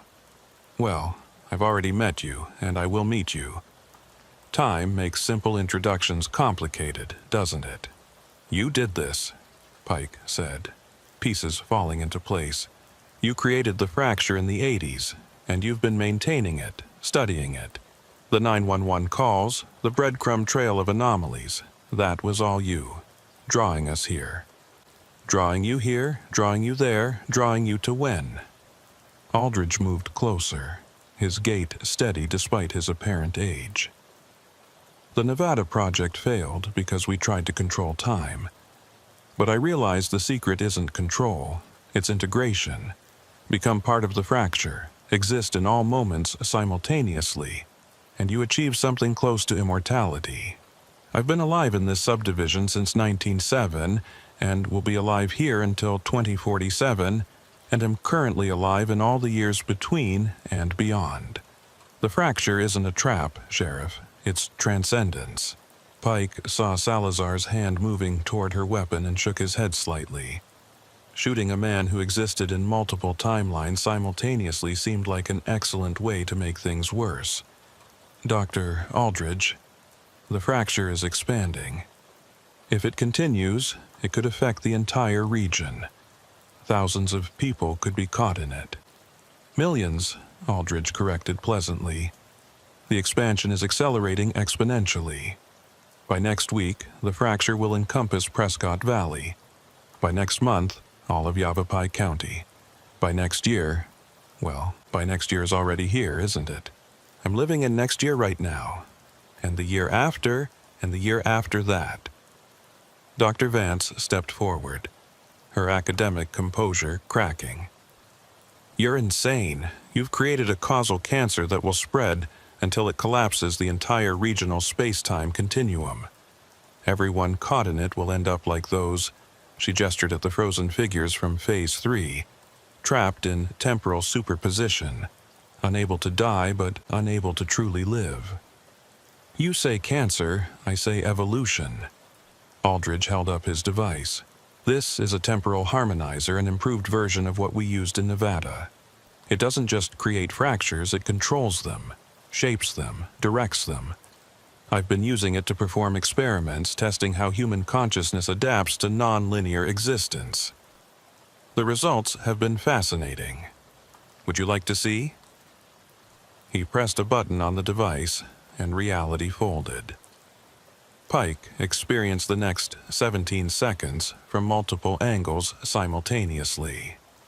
He saw himself standing beside Salazar and Vance, saw himself running toward Aldridge, saw himself already having tackled the old man and wrestled away the device, saw himself failing and being absorbed into the fracture.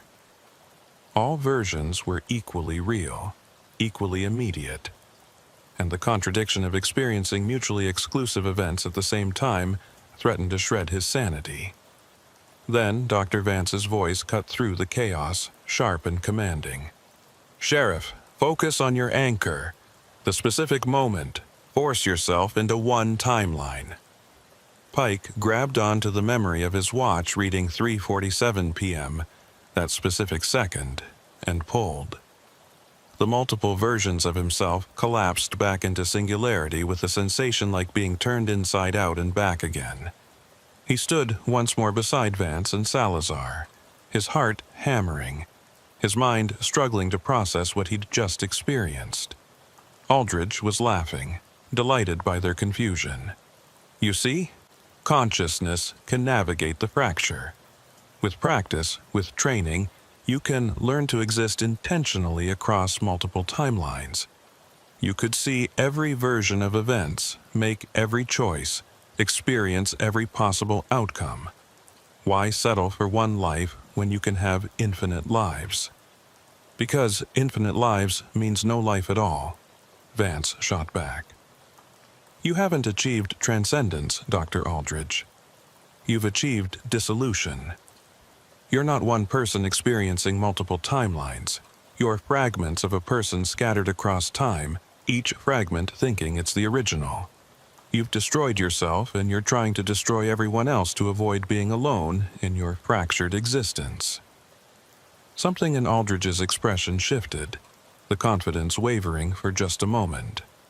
In that moment, Pike saw not a mad scientist drunk on power, but a frightened old man who had made a terrible mistake decades ago and had spent the years since trying to convince himself it had been worth it. Then the moment passed, and Aldridge's smile returned.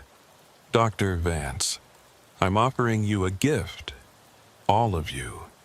Integration into the fracture. No more death, no more aging, no more being trapped in a single moment's progression toward entropy. Just eternal now. Eternal here. Eternal you, across all possible yous." "No," Pike said simply.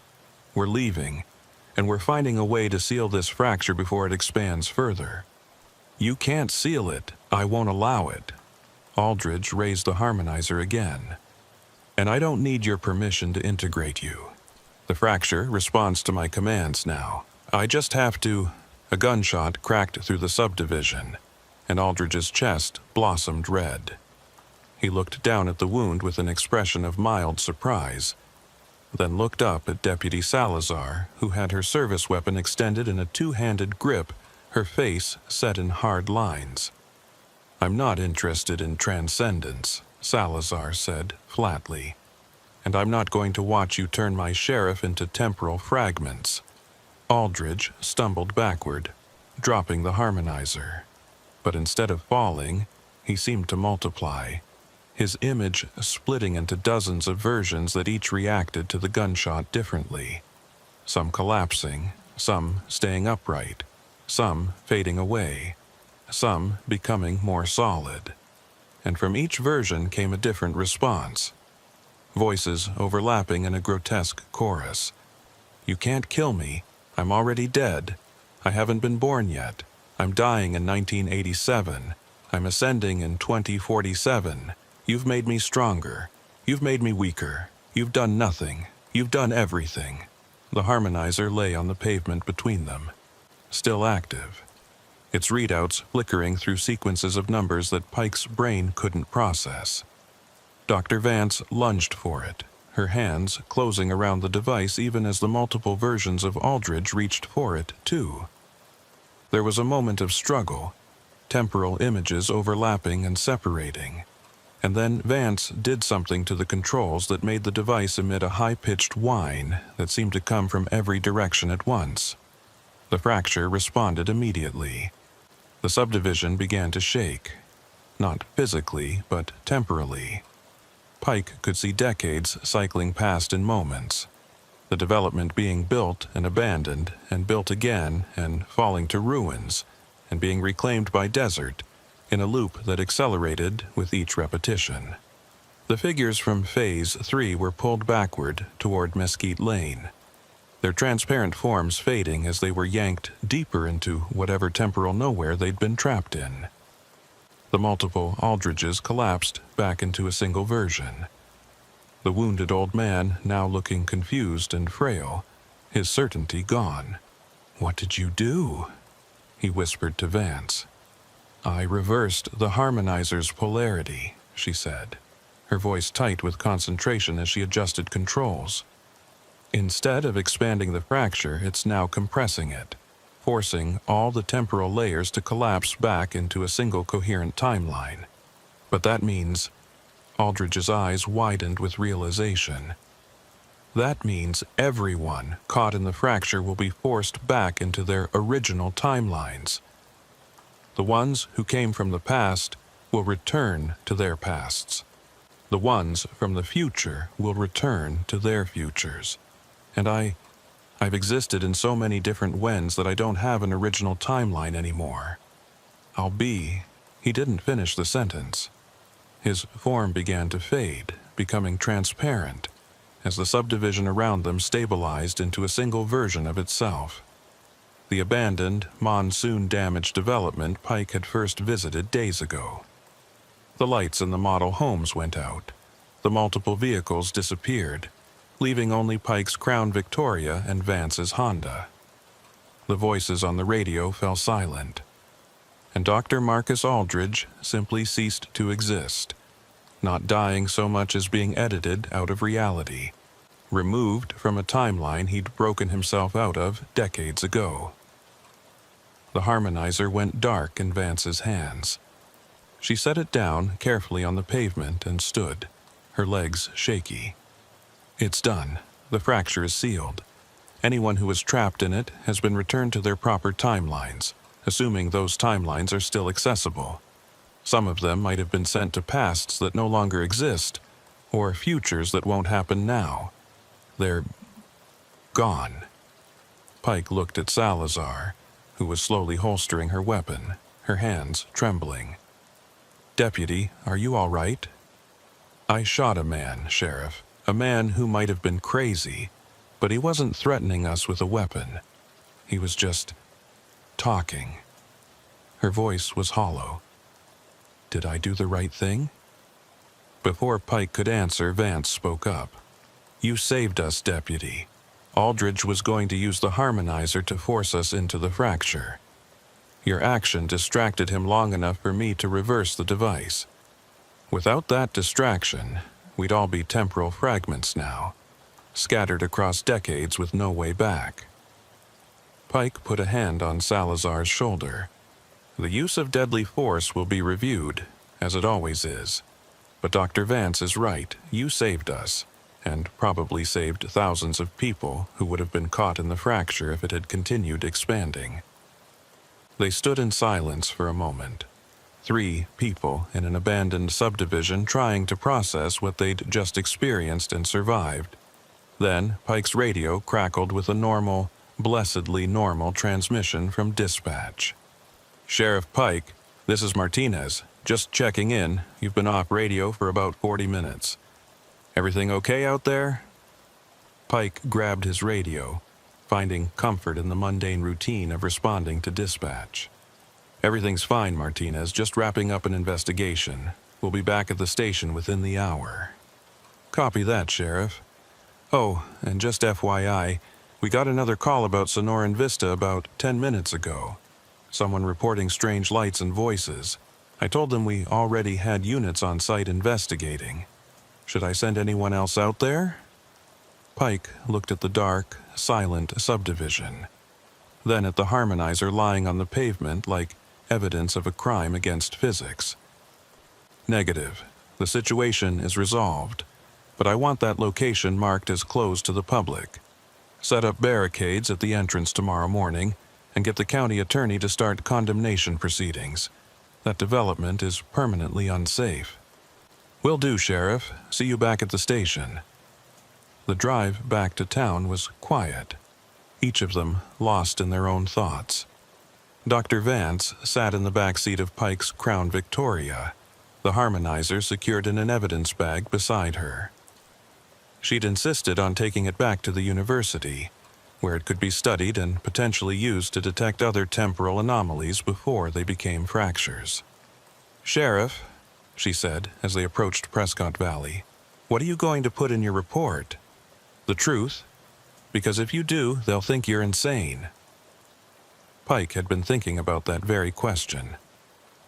"I'm going to say we responded to reports of trespassing at an abandoned development and found evidence of illegal activity, specifically unauthorized geological testing that created hazardous conditions.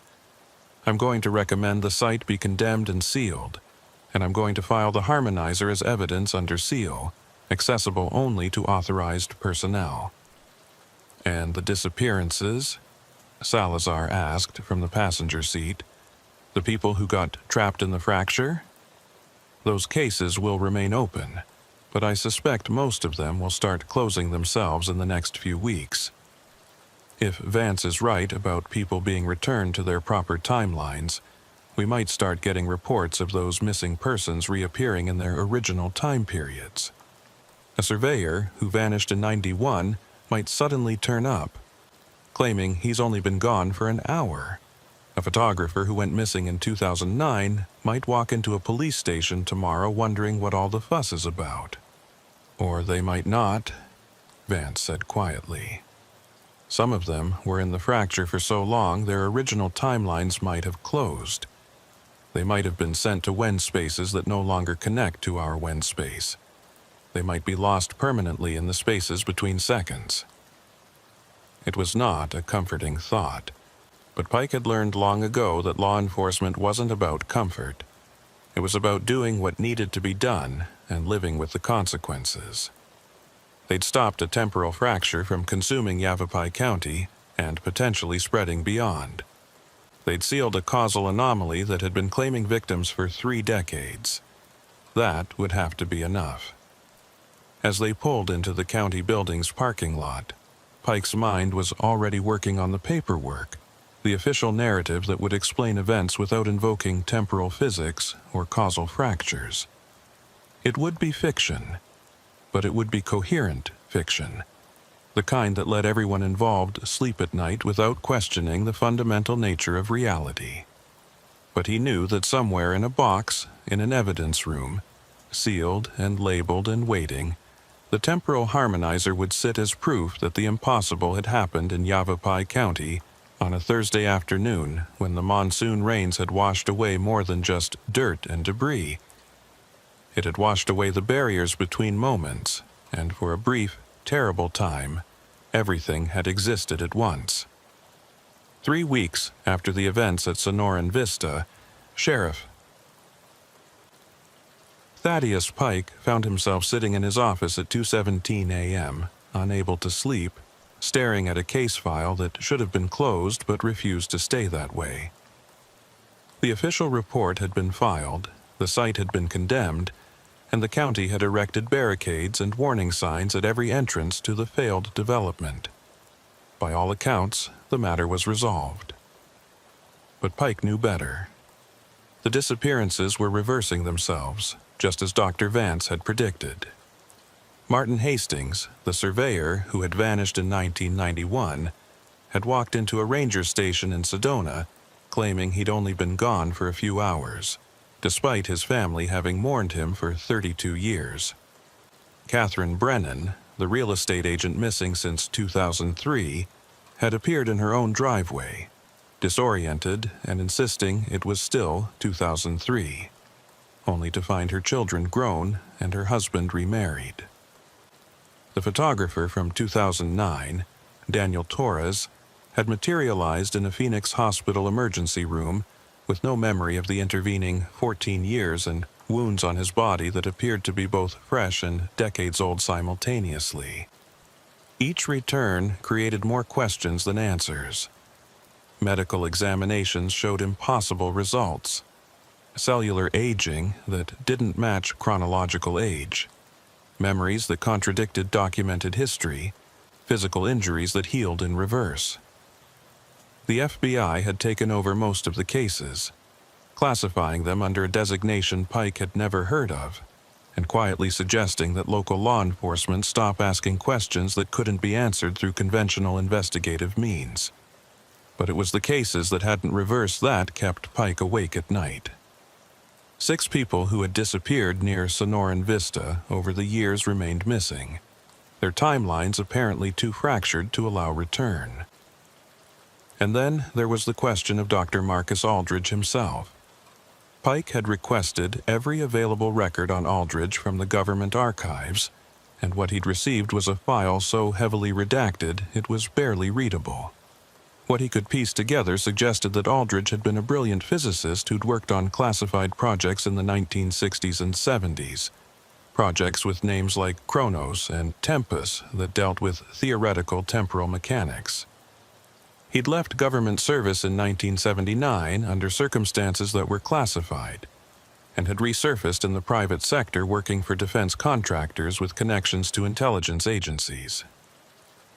The most disturbing detail was a note buried in the file, written by a CIA oversight officer in 1982.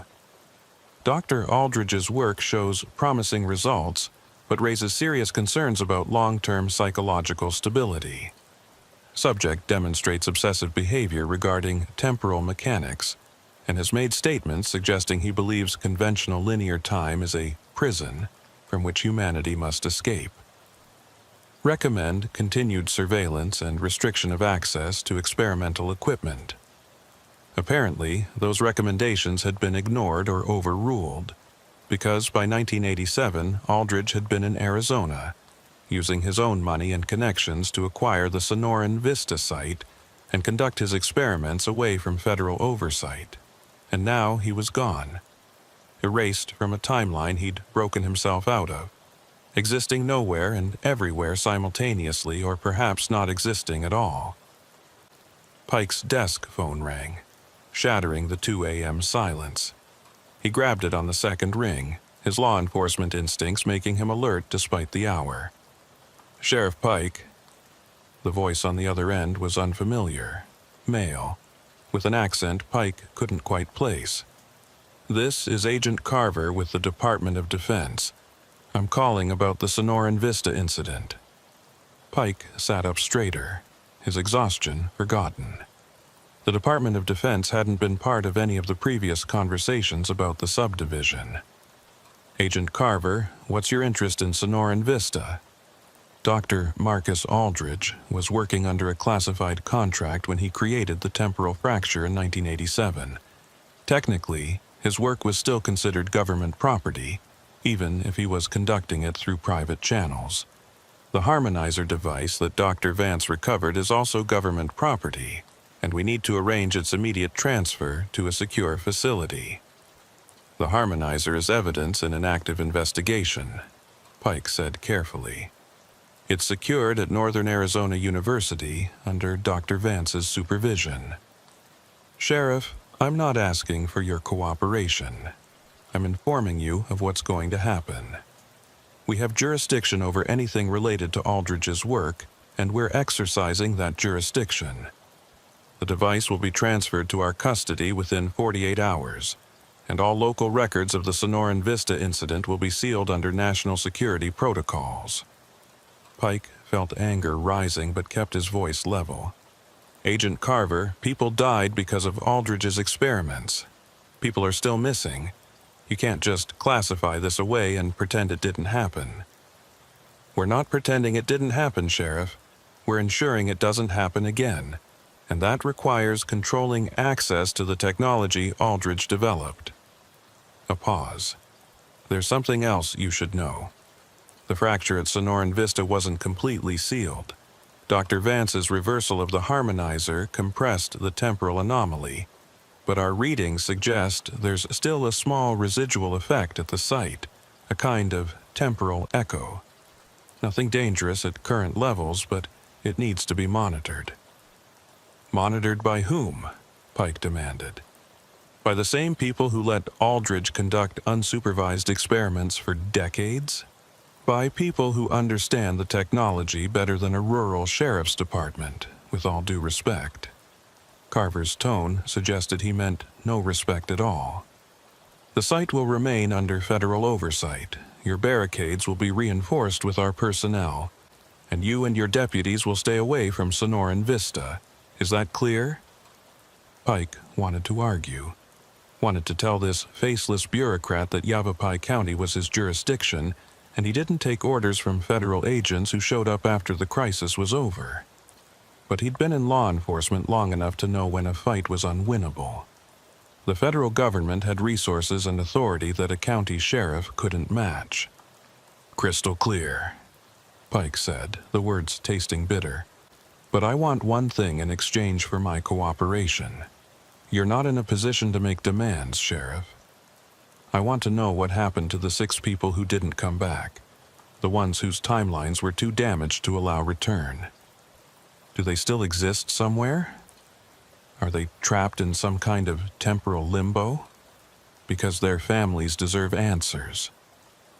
Silence stretched for several seconds before Carver responded, and when he did, his voice had lost some of its bureaucratic edge. "Honestly, Sheriff, we don't know. The physics of what Aldridge created are still theoretical. It's possible those 6 people are scattered across timelines that no longer intersect with our reality. It's possible they're experiencing time in a non-linear way, living their lives out of sequence. Or it's possible they simply ceased to exist when their timelines collapsed. We may never know. That's not good enough for their families. No, it's not. But it's all we have." Carver paused again. "Sheriff, for what it's worth, you did good work at Sonoran Vista. You stopped a catastrophic expansion of the fracture and saved thousands of people from being caught in it. That won't be in any official records, and you won't get recognition for it. But it matters. You should know that." The line went dead before Pike could respond. He sat holding the silent phone, feeling the weight of unfinished business and unanswered questions. 23 years in law enforcement had taught him that cases didn't always resolve cleanly, that sometimes you had to accept partial victories and move on. But it didn't make it easier. His radio crackled to life, Deputy Salazar's voice cutting through the early morning silence. "Sheriff, are you awake? I'm at the Sonoran Vista barricade and we've got a situation." Pike was already grabbing his keys. What kind of situation? "Eamon Lattimore is here. He drove around the barricade and went into the subdivision about 10 minutes ago. I tried to stop him, but he wouldn't listen. Said he needed to collect one more sample, that he'd found something in Dr. Vance's analysis that didn't make sense." Pike's blood ran cold. "Did he go into Phase 3? "I don't know, Sheriff. He was heading in that direction when I lost sight of him. I was about to go in after him when I thought I should call for backup first. Good thinking. Stay at the barricade and don't let anyone else through. I'm en route, ETA 12 minutes. The drive to Sonoran Vista was a blur of dark roads and racing thoughts. Pike tried to raise Lattimore on his cell phone but got no answer. He tried to convince himself that the surveyor had simply gone to collect geological samples and would emerge unharmed, but the cold certainty in his gut told him otherwise. The temporal echo that Agent Carver had mentioned. What if it was more than just a residual effect? What if the fracture was trying to reconstitute itself? He arrived at the barricade to find Salazar pacing beside her patrol unit, her flashlight cutting nervous arcs through the darkness. "Sheriff, I tried calling Lattimore, but he's not answering. And I've been hearing something from the subdivision. Voices, like before. Multiple voices overlapping, all saying the same thing." "What are they saying?" "They're saying the echo remembers. Over and over. The echo remembers." Pike grabbed his own flashlight and radio. "Stay here. If I'm not back in 30 minutes, call the state police and the FBI. Tell them the temporal fracture at Sonoran Vista has reactivated." "Sheriff, you shouldn't go in alone. That's an order, Deputy." Pike's tone left no room for argument. He'd already lost too many people to the fracture. He wasn't risking Salazar again. He climbed over the barricade and entered the subdivision, his flashlight beam cutting through darkness that felt thicker than it should, more resistant, as if the air itself was heavy with compressed time. The model homes stood silent and dark, but Pike could feel something different about them, a subtle wrongness in their proportions or positions, as if they'd shifted slightly when no one was looking. The voices Salazar had mentioned were audible now, distant and overlapping, coming from the direction of Phase 3. "The echo remembers. The echo remembers." The phrase repeated with mechanical precision, and Pike realized with a chill that the voices weren't quite human. They had that same processed, synthesized quality he'd heard in the original 911 call. He found Lattimore's truck parked at the entrance to Mesquite Lane, the driver's door open and the engine still running. Survey equipment was scattered across the front seat, and Lattimore's cell phone lay on the dashboard, its screen showing a series of incoming calls from Pike and Salazar that had gone unanswered. Pike moved down Mesquite Lane toward the dead-end barricade, his flashlight revealing footprints in the dirt. Lattimore's work boots, recent and clear, heading toward Phase 3. But beside those prints were other tracks, familiar in a way that made Pike's skin crawl. They were the same impossible backward-forward tracks he'd seen 3 weeks ago, the ones that suggested time moving in contradictory directions. "Lattimore!" Pike called out, his voice swallowed by the darkness. "Eamon Lattimore, this is Sheriff Pike. Call out your location." A response came, but not from Lattimore. It was that same wrong voice, the one that sounded like Pike but wasn't, coming from somewhere ahead near the barricade. "He's here, Sheriff. He's been here. He will be here. The echo remembers everyone who touched the fracture." Pike moved forward, weapon drawn, every instinct screaming at him to turn back, to run, to get out before the subdivision could claim him too. But he was a sheriff, and a sheriff didn't abandon people in danger, even when the danger came from physics gone wrong and time eating itself. He found Lattimore standing motionless at the barricade, exactly where Pike had seen the impossible footprints during his first investigation. The surveyor's back was to Pike, and he stood perfectly still, arms at his sides, facing the empty dirt lots of Phase 3 as if watching something Pike couldn't see. "Lattimore," Pike said carefully, approaching slowly. "Are you all right? Can you hear me?" "I can hear you, Sheriff." Lattimore's voice was normal, controlled, which somehow made it worse. "I can hear you now, and I heard you 3 weeks ago, and I'll hear you tomorrow. The echo has integrated me. I exist in all the moments simultaneously now, just like Dr. Aldridge." Pike felt his chest tighten. "Eamon, you need to come with me. We need to get you out of the subdivision before what?" Lattimore turned, and Pike had to fight not to step back. The surveyor's eyes were wrong. Not physically changed, but looking in too many directions at once, as if they were trying to focus on multiple points in time simultaneously. "Before I become like the others. It's too late for that, Sheriff. I touched the fracture directly when I collected those geological samples. The temporal radiation, or whatever you want to call it. It got into my cells, my consciousness. I've been decohering for weeks. I just didn't realize it until I came back here and felt the echo calling to me. Dr. Vance said the fracture was sealed. The main fracture was sealed. But the echo remains. And the echo is hungry. It wants to reconstitute what was lost. It's calling to everyone who ever touched the temporal anomaly, trying to pull them back, trying to use them as anchors to rebuild the fracture from scratch. Lattimore took a step toward Pike, and his movement was wrong, jerky, as if different versions of him were trying to walk in slightly different directions at the same time. "It's calling to you too, Sheriff. You were inside the fracture when it collapsed. You're contaminated just like me. Can't you feel it? The pull toward multiple moments? The sensation of existing in too many whens at once." Pike did feel it. Had been feeling it for weeks, but had attributed it to stress and exhaustion.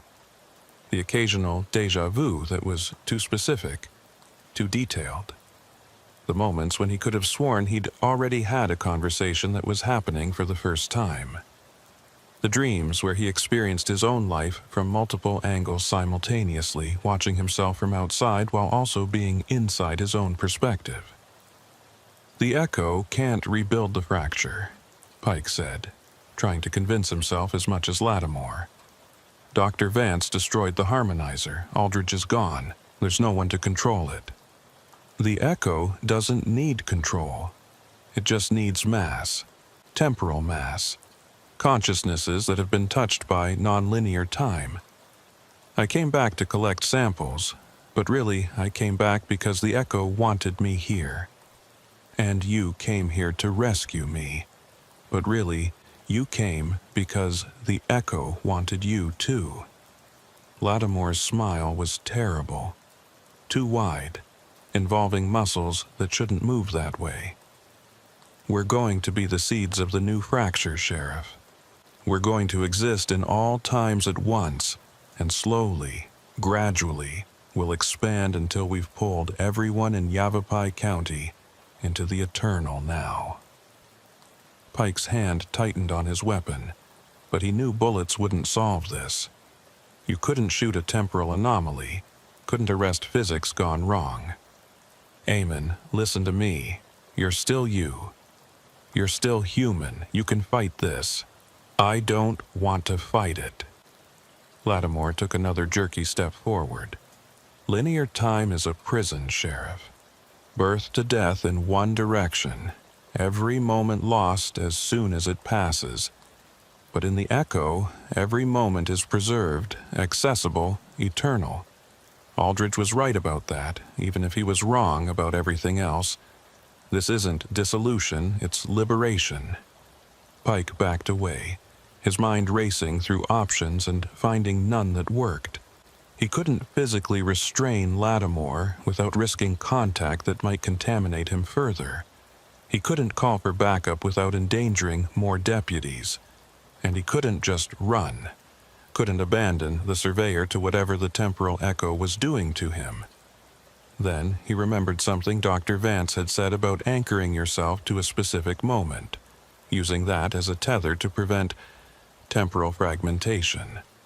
If he could help Lattimore find an anchor, maybe there was still a chance to pull him back from the edge of dissolution. "Amen," Pike said, forcing his voice to stay calm and authoritative. "I need you to think about a specific moment, not a general memory, but one specific second in your life, something that matters to you, something that defines who you are. Focus on that moment and hold it in your mind." Lattimore's jerky movements slowed. "What good will that do?"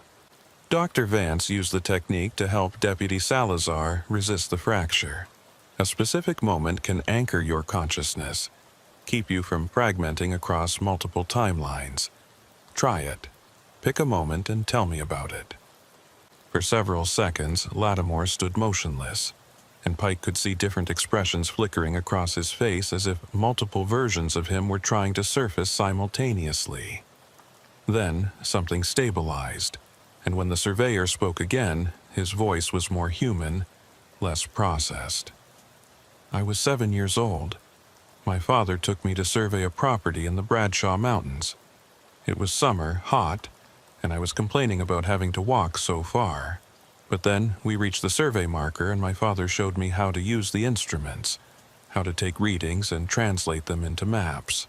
He told me that surveyors are the people who make sense of the land, who turn wilderness into something measurable and knowable.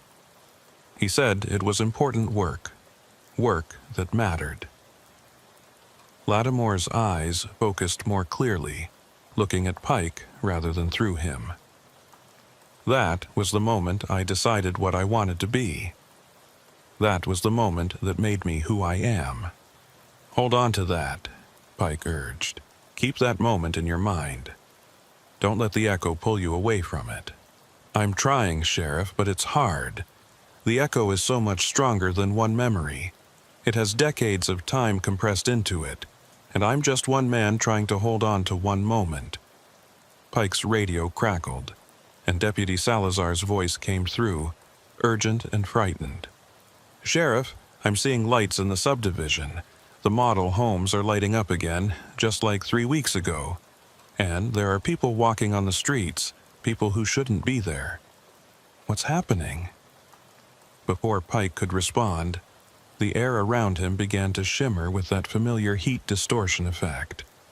The darkness of Mesquite Lane gave way to overlapping images. The street as it was now, abandoned and deteriorating, superimposed with the street as it had been during construction, complete with workers and equipment, and the street as it would be if the development had succeeded, with finished homes and landscaping and residents.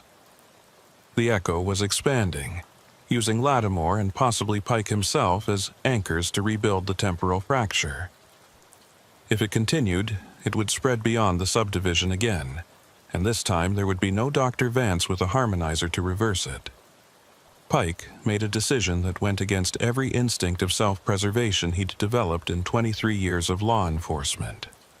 He moved toward Lattimore, reaching out to grab the surveyor's arm despite knowing the risk. "Eamon, I need you to focus on that moment with your father. Hold it as tight as you can, and I'm going to anchor you to the present, to this specific moment right now. Sheriff, If you touch me while I'm fragmenting, you'll get pulled in too. I know. Pike's hand closed around Lattimore's arm, and immediately he felt it. The sensation of existing in multiple times at once, his consciousness trying to fragment and spread across decades. But he fought it, focusing on his own anchor. His watch reading 3:47 p.m. on the day he'd first confronted the fracture, that specific second that had kept him grounded before. Around them, the temporal shimmer intensified, and Pike could see figures forming in the overlapping timelines. Construction workers from 2006, residents from timelines where the development had succeeded, the transparent shapes of people who'd been trapped in the fracture. All of them turning toward Pike and Lattimore. All of them pulled by the Echo's attempt to rebuild itself. "The Echo remembers," they said in unison, their voices blending into that processed inhuman chorus. "The Echo preserves. The Echo integrates." Pike felt his grip on linear time slipping, his consciousness starting to spread across moments like water dispersing in oil. He could see himself from multiple angles, standing beside Lattimore, running from the subdivision already having failed and been absorbed into the fracture, successfully escaping and reporting back to Salazar. All versions equally real, all pressing against his sense of self. But then he felt something else. Lattimore's memory of that moment in the Bradshaw Mountains, that 7-year-old boy learning about surveying from his father. The memory was so vivid, so specific, that it created a kind of temporal gravity, a fixed point that resisted the Echo's attempt to disperse them across time. Pike latched onto it, using Lattimore's anchor to reinforce his own. "That moment made you who you are," he said, his voice sounding distant and distorted even to his own ears. "It's more real than the Echo. It's more important than existing in all times at once. Hold on to it, Eamon. Don't let it go." "I'm trying, Sheriff. Lattimore's voice fractured, multiple versions of him speaking simultaneously. "I can feel the Echo pulling. It wants to integrate us. It needs us to rebuild the fracture. Fight it." Pike tightened his grip on Lattimore's arm, feeling electric current running through the contact point. "You're Eamon Lattimore. You're a surveyor. You make sense of the land.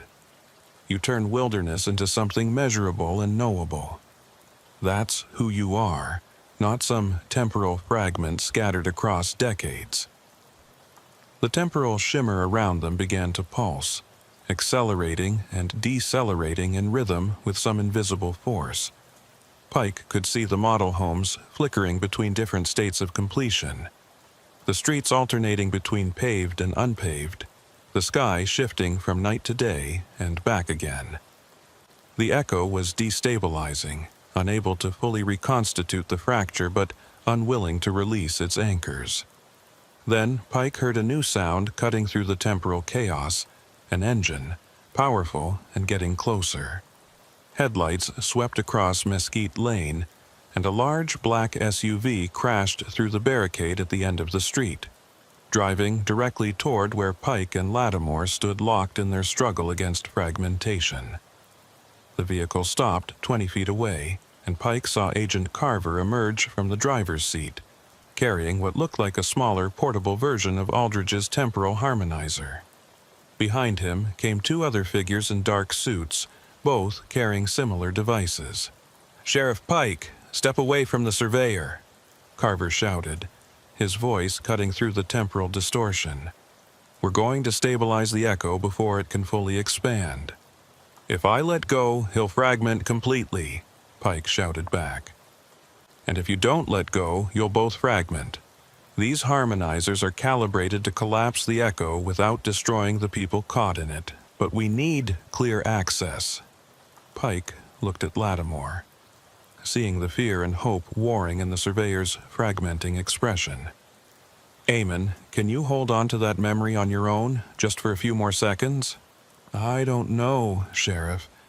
It's getting harder to remember which version of me had the memory and which versions are just echoes of echoes." The version that matters is the one that's here right now, in this specific moment. That's the real you. The rest is just temporal noise. Pike prepared to release his grip. Hold on to that moment in the mountains. Make it more real than anything else. He let go and stepped back, and immediately Lattimore began to flicker more rapidly, his form doubling and tripling as different versions tried to occupy the same space. But the surveyor's face set in concentration, his lips moving as if repeating something to himself. The memory of his father, Pike guessed, that anchor moment playing on loop to keep him grounded. Carver and his team activated their harmonizers simultaneously, and the devices emitted that same high-pitched whine Pike remembered from 3 weeks ago. But this time the effect was different. Instead of collapsing all timelines into one, the harmonizers seemed to be separating them, peeling away the temporal layers that had been compressed together and forcing them back into their proper sequence. The flickering images around them began to fade. The construction workers disappearing back into 2006, the imagined residents dissolving into timelines that had never actually existed, the trapped figures from the original fracture being pulled away to whatever when spaces they'd been exiled to. The subdivision slowly stabilized back into its abandoned state. Just dark model homes and empty streets under a pre-dawn sky. Lattimore solidified, becoming a single, coherent person again, instead of a collection of overlapping temporal fragments. He collapsed to his knees, breathing hard, and Pike moved to support him. "Is he stable?" Pike asked Carver. The agent checked readings on his harmonizer before nodding. "Temporally stable, yes, but he's been exposed to significant temporal radiation. He'll need to be monitored for signs of decoherence, possibly for the rest of his life. Some people never fully recover from contact with a causal fracture." Pike helped Lattimore to his feet, supporting the surveyor's weight. "What about the echo? Is it gone?" "Contained, not gone. We can't completely eliminate temporal echoes. They're artifacts of the original fracture, and they persist even after the main anomaly is sealed. But we've compressed it down to a subcritical level. It shouldn't be able to use human consciousness as an anchor anymore." Carver gestured to his team, who began setting up additional equipment around the area. "We're establishing a permanent monitoring station here. Any future temporal fluctuations will be detected and suppressed before they can expand." "You could have mentioned you had this capability when we spoke earlier," Pike said, unable to keep the edge out of his voice. "We needed to see if the echo would try to reconstitute itself before committing resources to permanent containment. Your surveyor friend provided that data by coming here tonight." Carver's expression was unreadable. "Consider it a field test that you both passed." Pike wanted to be angry, wanted to rage at the callousness of using Lattimore as bait, but exhaustion and relief won out. They'd stopped the echo from rebuilding the fracture. That was what mattered. "What happens now?" Pike asked. "Now, we take custody of the site, establish our monitoring station, and you and your department forget Sonoran Vista exists. The temporal echo will be our problem to manage." Carver paused. "And Sheriff, the contamination we detected in you, it's minor, probably won't develop into anything serious. But if you start experiencing temporal disorientation, déjà vu that's too specific, or any sense that you're existing in multiple moments simultaneously, contact us immediately. We can treat it if we catch it early." Pike drove Lattimore back to the barricade, where Deputy Salazar was waiting with medical supplies and concerned questions. Behind them, the federal team began setting up what looked like a permanent installation, complete with equipment Pike didn't recognize and warning signs that promised federal prosecution for trespassing. As the sun began to rise over Yavapai County, painting the desert in shades of orange and gold, Pike filed what he knew would be his final report on Sonoran Vista. The subdivision would become a classified federal site. its history of temporal anomalies buried under layers of bureaucracy and national security protocols. The missing persons cases would remain officially unsolved, though Pike suspected the families would eventually receive carefully worded letters explaining that their loved ones had been lost to circumstances beyond anyone's control. It wasn't the resolution Pike wanted. Too many unanswered questions, too many loose ends, too much swept under the rug by people with higher security clearances and lower accountability. But it was the resolution he was going to get. 3 months later, Pike stood in his office, preparing to leave for the day, when he noticed something odd about his desk calendar. The date showed November 17th, but he had a clear memory of that same day happening already. 2 weeks ago, he was certain, he'd worked through a domestic disturbance case and eaten lunch at the diner on Gurley Street and driven past Sonoran Vista on his way home. But when he checked his case files, there was no record of that domestic disturbance. The diner's receipts showed he hadn't eaten there in over a month, and he'd had no reason to drive past Sonoran Vista in weeks. Pike pulled out the card Agent Carver had given him, stared at the phone number for several long seconds, then put it back in his desk drawer. Maybe it was just ordinary déjà vu, the kind everyone experienced occasionally. Maybe his memory was playing tricks after the stress of the past few months. Or maybe the temporal contamination was developing, and he was beginning to experience echoes of events from other timelines, moments that had happened to other versions of himself in other whens. He decided not to think about it too hard. Some questions didn't have good answers, and some answers were worse than the questions. Sheriff Thaddeus Pike locked his office, walked to his car, and drove home through a Prescott Valley that existed firmly and solely in the present moment. Or, at least, that's what he chose to believe as he passed the turnoff to County Road 89, and didn't look toward where Sonoran Vista waited in the darkness, contained but not conquered, sealed but not silent, remembering everything that had happened, and everything that would happen, and everything that was happening in all the moments simultaneously. The echo remembers. And sometimes, late at night when he couldn't sleep, Pike remembered too.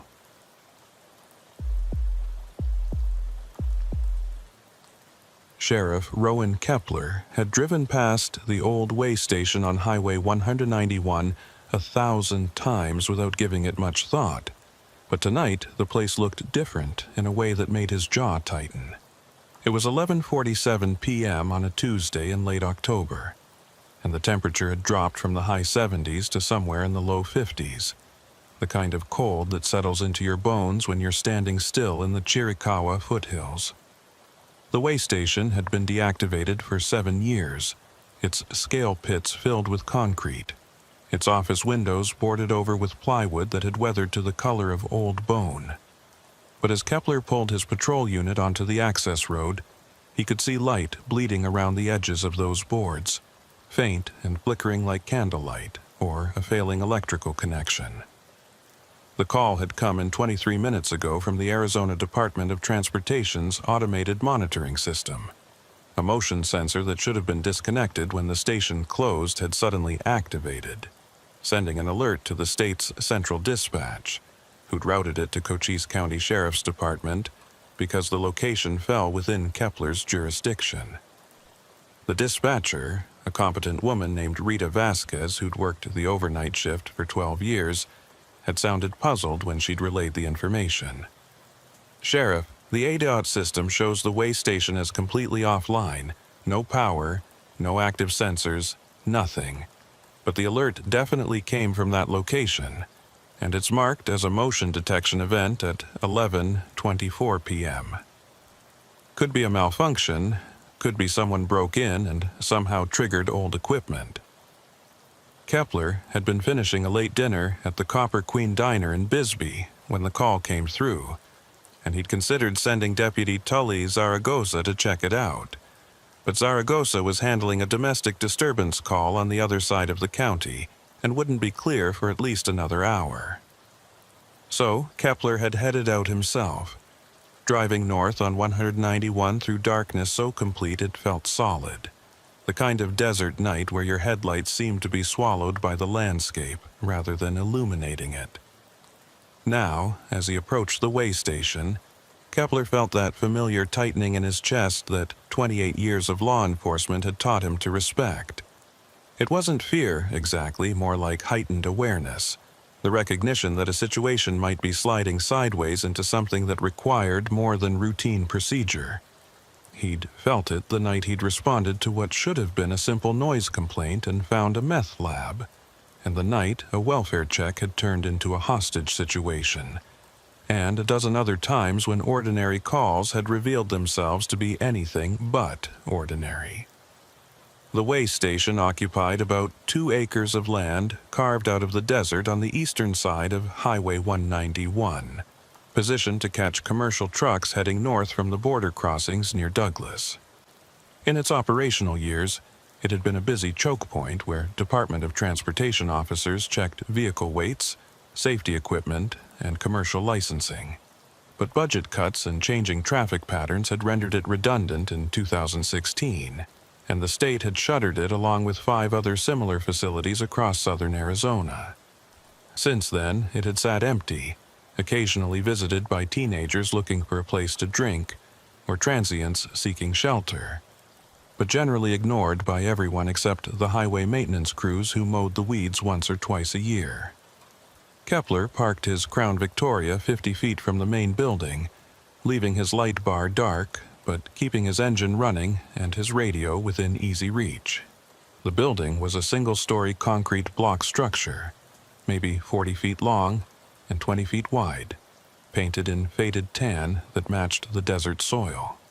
To the left of the main building stood the covered scale platform where trucks had once been weighed, its metal roof supported by steel I-beams that caught the moonlight and threw angular shadows across the cracked pavement. To the right was a smaller outbuilding that had housed generators and equipment storage, its door hanging open on broken hinges. The light he'd seen from the highway was definitely real, not a trick of distance or reflection. It leaked from gaps around the boarded windows in irregular pulses, and as Kepler watched, it seemed to move from one window to another, as if someone were walking through the building carrying a light source. But there were no vehicles in the parking area except his own, no motorcycles or bicycles, no indication of how anyone might have arrived at this location that was 8 miles from the nearest town and surrounded by empty desert. Kepler grabbed his maglite and stepped out of his vehicle, the cold air hitting him like a physical presence after the warmth of his car's heater. He called out, his voice carrying across the empty station. "This is Sheriff Kepler, Cochise County. This property is closed to the public. If anyone's inside, you need to come out now with your hands visible." No response came back except the sound of wind moving through the creosote bushes and the distant rumble of a semi-truck on the highway. Kepler waited 30 seconds, then called out again. "This is your final warning. Exit the building immediately or you'll be arrested for trespassing on state property." Still nothing, but the light continued to pulse behind the boarded windows, and now Kepler could hear something else, a low electrical hum, the kind of sound that old fluorescent lights made when their ballasts were failing. Except the way station had no power, hadn't had power for 7 years. Kepler keyed his radio. "Dispatch, this is Sheriff Kepler at the 191 way station. I've got visual confirmation of light inside the building and sounds consistent with electrical equipment running, but there are no vehicles present and no response to verbal commands. Requesting backup and contact ADOT to confirm this location is definitely without power." Rita's voice came back, professional and steady. "Copy that, Sheriff. Deputy Zaragoza is still tied up with that domestic, but I can have Deputy Martinez rolling from Wilcox, ETA approximately 40 minutes. Contacting ADOT now." 40 minutes was a long time to wait, and Kepler had a feeling that whatever was happening inside the way station might not wait that long. He approached the main building carefully. his flashlight in his left hand and his right hand resting on his service weapon. The front entrance was a metal door with a deadbolt that should have been secured, but when Kepler tried the handle, it turned smoothly, and the door swung open with barely a sound. The interior of the way station was not what Kepler expected. Instead of the empty, dusty abandonment he'd anticipated, the space looked almost operational. Fluorescent lights buzzed overhead, casting harsh white light across a reception area that contained a metal desk, filing cabinets, and chairs that appeared to be in regular use rather than covered with 7 years of desert dust. On the desk sat a computer monitor showing what looked like a live feed from highway cameras, displaying traffic on a section of road that Kepler recognized as Highway 191, probably from a mile or two south of their current location. But the details were wrong in subtle ways that made Kepler's skin crawl. The vehicles on the monitor's feed were mostly correct: modern semi-trucks, passenger cars, the occasional RV, but interspersed among them were older models, vehicles from the early 2000s that looked too pristine to be real, as if someone had created a composite video mixing current footage with archived material. And the timestamp in the corner of the monitor showed the correct date, but the wrong time, reading 11:47 p.m. when Kepler's watch showed 11:52 p.m., a 5-minute discrepancy that shouldn't exist if this were a live feed. Kepler's radio crackled, and Rita's voice came through with an edge of confusion. "Sheriff, I've got ADOT on the line, and they're saying something strange. The way station at mile marker 112 on Highway 191 is definitely decommissioned and has no active power connection. But their remote monitoring system is showing a power draw from that location starting at approximately 11:24 p.m. tonight. They can't explain it. There's no legal connection to the grid, but the meters are registering consumption." "How much power?" Kepler asked, his eyes still fixed on the impossible monitor display. "Enough to run a full commercial facility. Lights, computers, HVAC, the works. They're sending a crew to investigate, but they won't arrive for at least 2 hours." Kepler moved deeper into the building, passing through the reception area into what had been the main operations room. Here, the wrongness intensified. Multiple computer stations lined the walls, all of them active and displaying various data feeds: weight measurements, vehicle classifications, timestamps that flickered between correct and incorrect readings. In the center of the room stood a large table covered with paperwork that looked simultaneously fresh and decades old. The ink sharp and clear, but the paper yellowed as if aged. And at one of the computer stations sat a figure in a Department of Transportation uniform, their back to Kepler, their hands moving across a keyboard with practiced efficiency. The figure appeared completely solid and real, not transparent or ghostly, but something about their posture was wrong. Too still when not typing, too mechanical when in motion, as if they were performing actions from memory rather than conscious thought. "Excuse me," Kepler said, his hand now gripping his weapon though he hadn't drawn it. "This facility is closed. You need to identify yourself and explain what you're doing here." The figure at the computer stopped typing but didn't turn around. A voice emerged, female and professionally neutral. "Way Station 1 and 12, operational status active. Processing northbound commercial traffic on Highway 191, all systems nominal."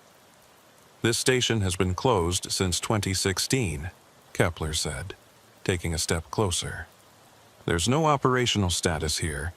I need you to turn around and show me some identification." "Station deactivation scheduled for June 30th, 2016. The voice continued, still not turning. "Current date is October 24th, 2023. 7 years, 3 months, 24 days post-deactivation. System configuration error.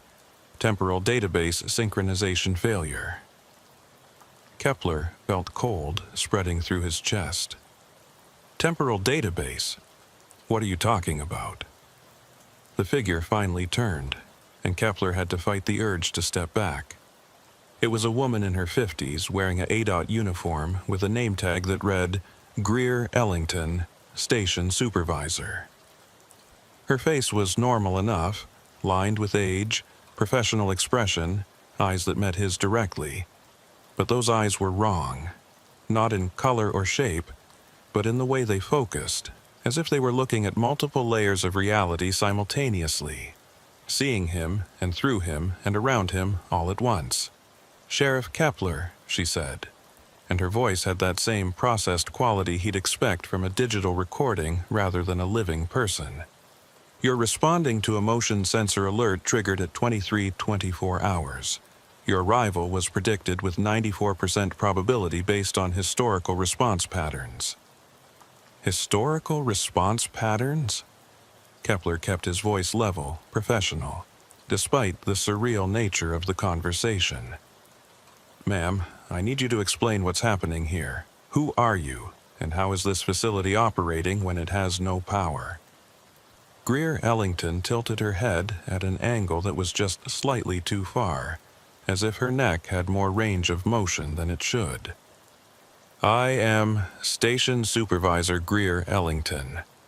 I have been operating Way Station 1-12 since April 2009.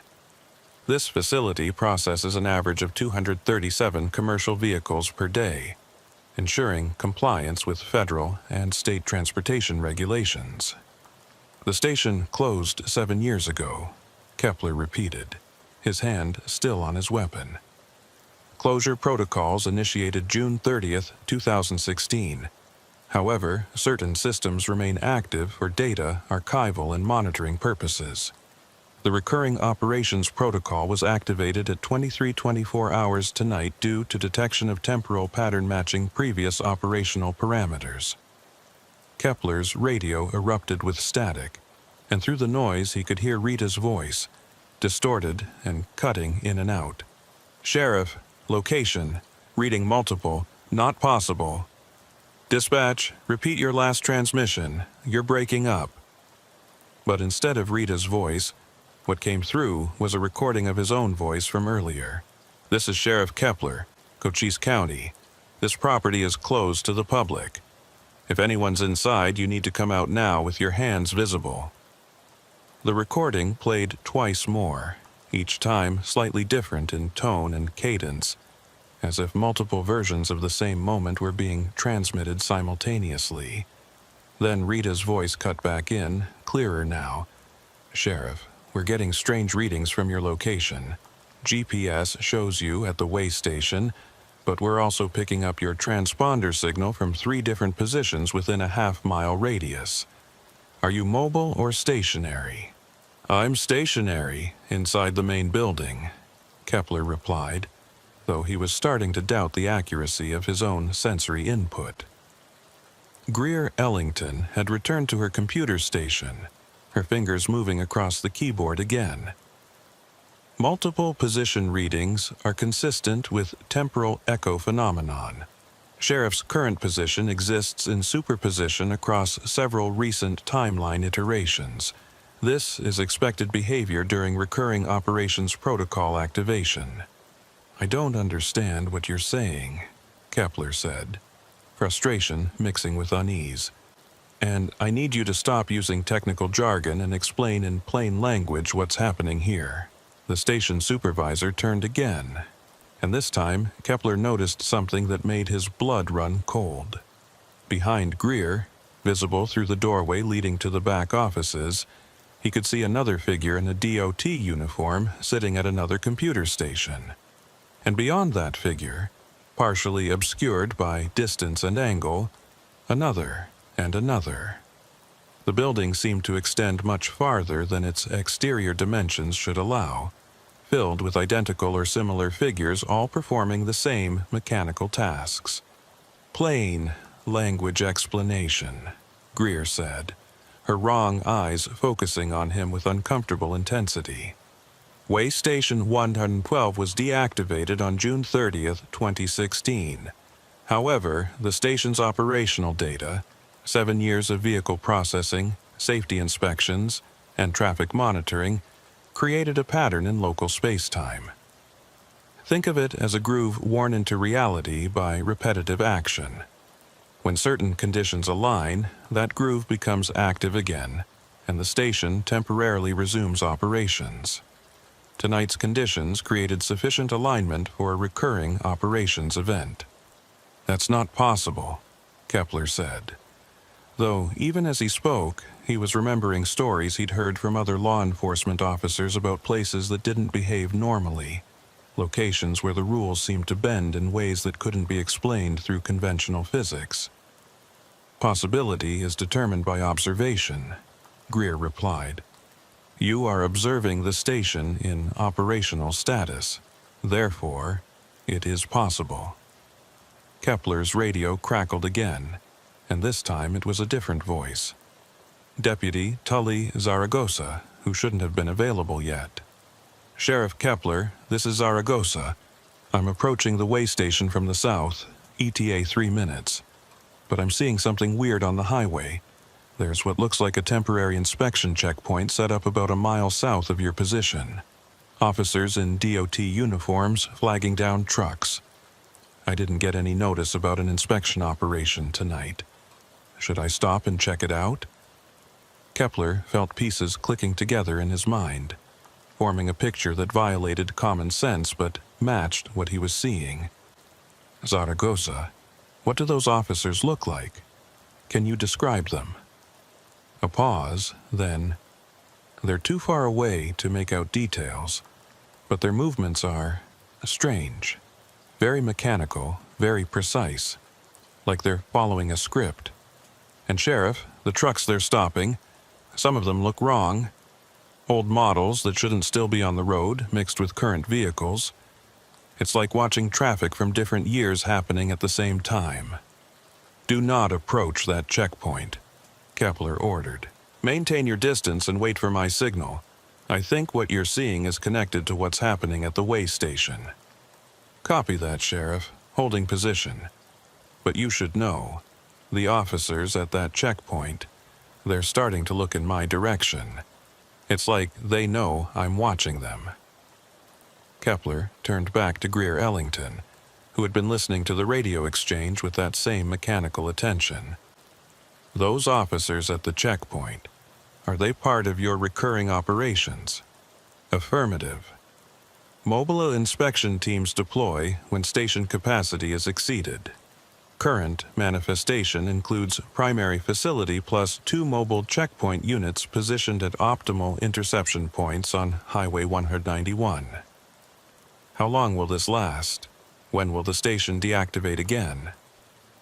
Recurring operations duration varies based on multiple factors. Historical pattern analysis suggests between 47 minutes and 6 hours, with median duration of approximately 2 hours and 12 minutes. However, introduction of observer variables, such as your presence and Deputy Zaragoza's surveillance of the mobile checkpoint, may extend the operational window. Kepler's mind raced through his options. He could evacuate the building and cordon off the area, waiting for the phenomenon to run its course. But if Zaragoza was right about the officers at the checkpoint becoming aware of observation, there might be risks to anyone in the vicinity. And there was still the question of what happened to any commercial trucks that got caught up in this temporal replay of the station's operations. As if reading his thoughts, Greer's wrong eyes fixed on him again. 17 commercial vehicles have been processed through the facility since recurring operations began at 23:24 hours. All inspections completed successfully. Vehicles released to continue northbound on Highway 191. I haven't seen any trucks here, Kepler said. Temporal processing occurs in accelerated state relative to observer present time. From your perspective, the processing appears instantaneous or may not be visible at all. From the vehicle's perspective, they experience a standard inspection duration of 8 to 12 minutes. Kepler's radio erupted with multiple voices simultaneously. Rita from dispatch, Zaragoza from his holding position south of the way station, and a third voice that Kepler didn't recognize, speaking in a calm monotone about vehicle weights and safety compliance numbers.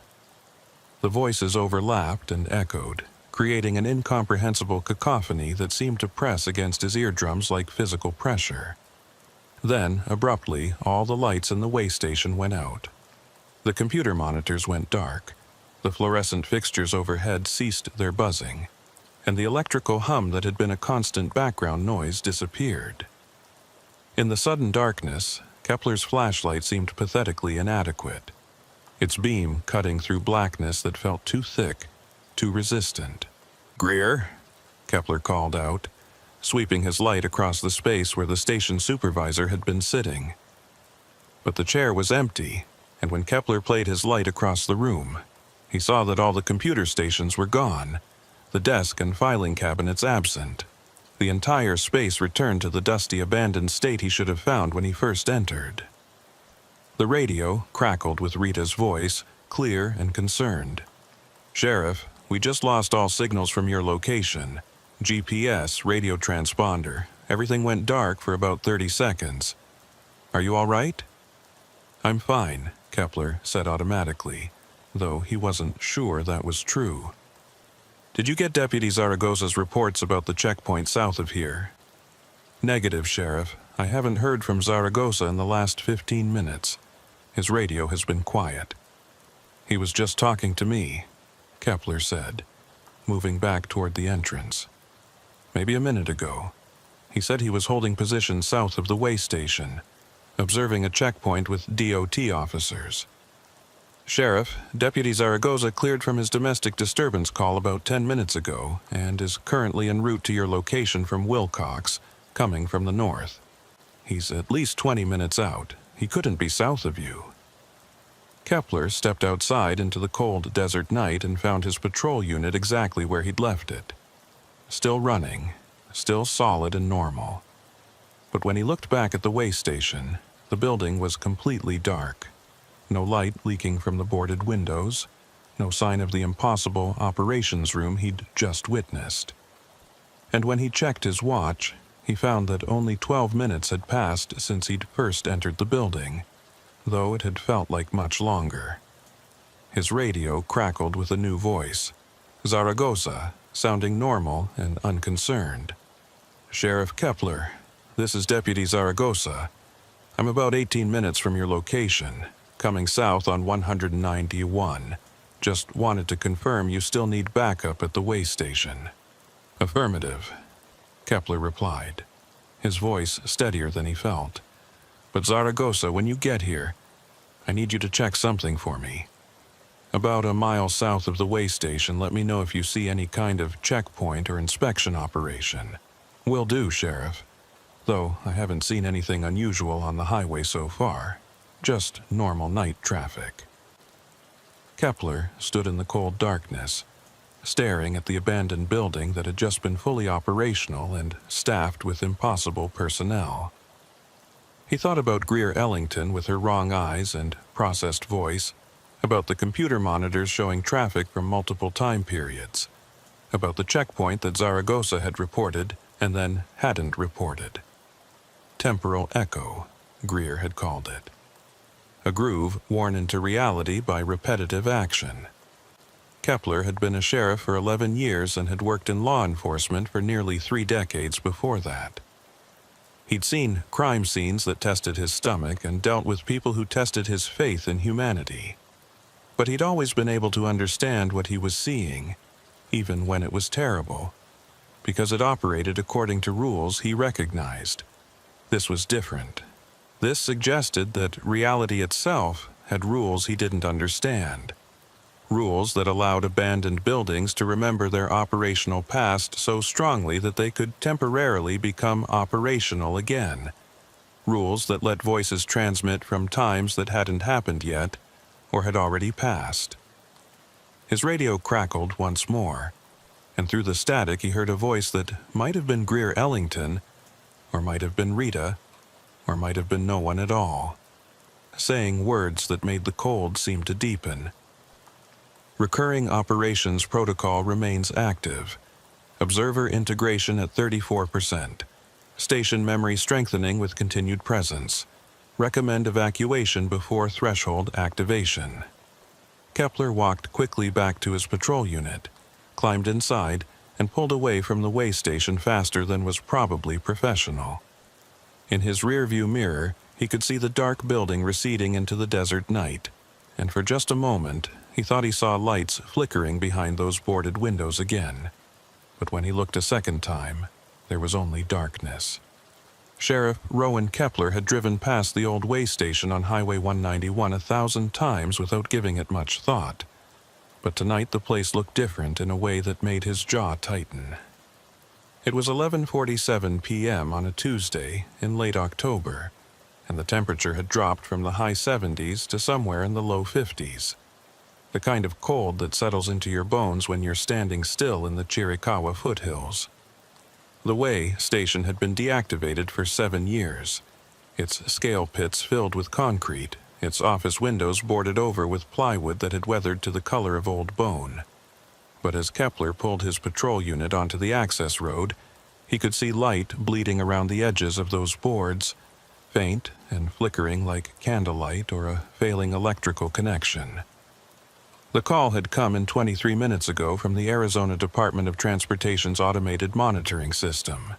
A motion sensor that should have been disconnected when the station closed had suddenly activated, sending an alert to the state's central dispatch, who'd routed it to Cochise County Sheriff's Department because the location fell within Kepler's jurisdiction. The dispatcher, a competent woman named Rita Vasquez, who'd worked the overnight shift for 12 years, had sounded puzzled when she'd relayed the information. Sheriff, the ADOT system shows the way station as completely offline. No power, no active sensors, nothing. But the alert definitely came from that location, and it's marked as a motion detection event at 11:24 p.m. Could be a malfunction, could be someone broke in and somehow triggered old equipment. Kepler had been finishing a late dinner at the Copper Queen Diner in Bisbee when the call came through, and he'd considered sending Deputy Tully Zaragoza to check it out. But Zaragoza was handling a domestic disturbance call on the other side of the county and wouldn't be clear for at least another hour.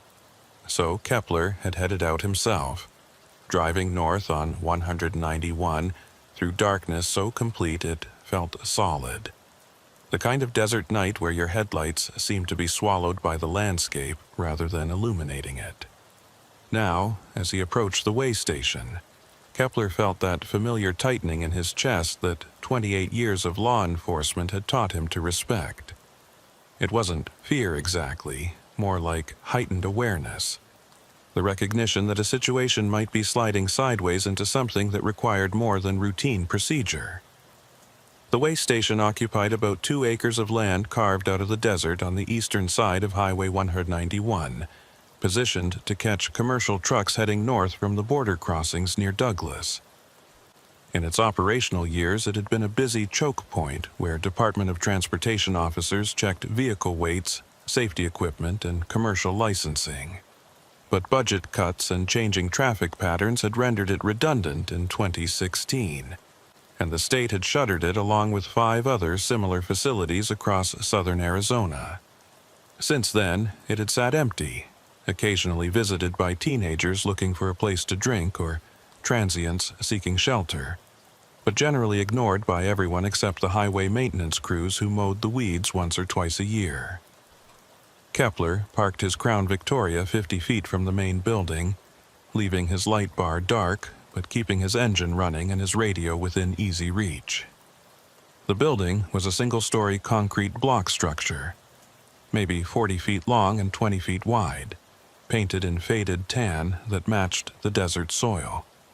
To the left of the main building stood the covered scale platform where trucks had once been weighed, its metal roof supported by steel I-beams that caught the moonlight and threw angular shadows across the cracked pavement. To the right was a smaller outbuilding that had housed generators and equipment storage, its door hanging open on broken hinges. The light he'd seen from the highway was definitely real, not a trick of distance or reflection. It leaked from gaps around the boarded windows in irregular pulses, and as Kepler watched, It seemed to move from one window to another, as if someone were walking through the building carrying a light source. But there were no vehicles in the parking area except his own. No motorcycles or bicycles. No indication of how anyone might have arrived at this location that was 8 miles from the nearest town and surrounded by empty desert.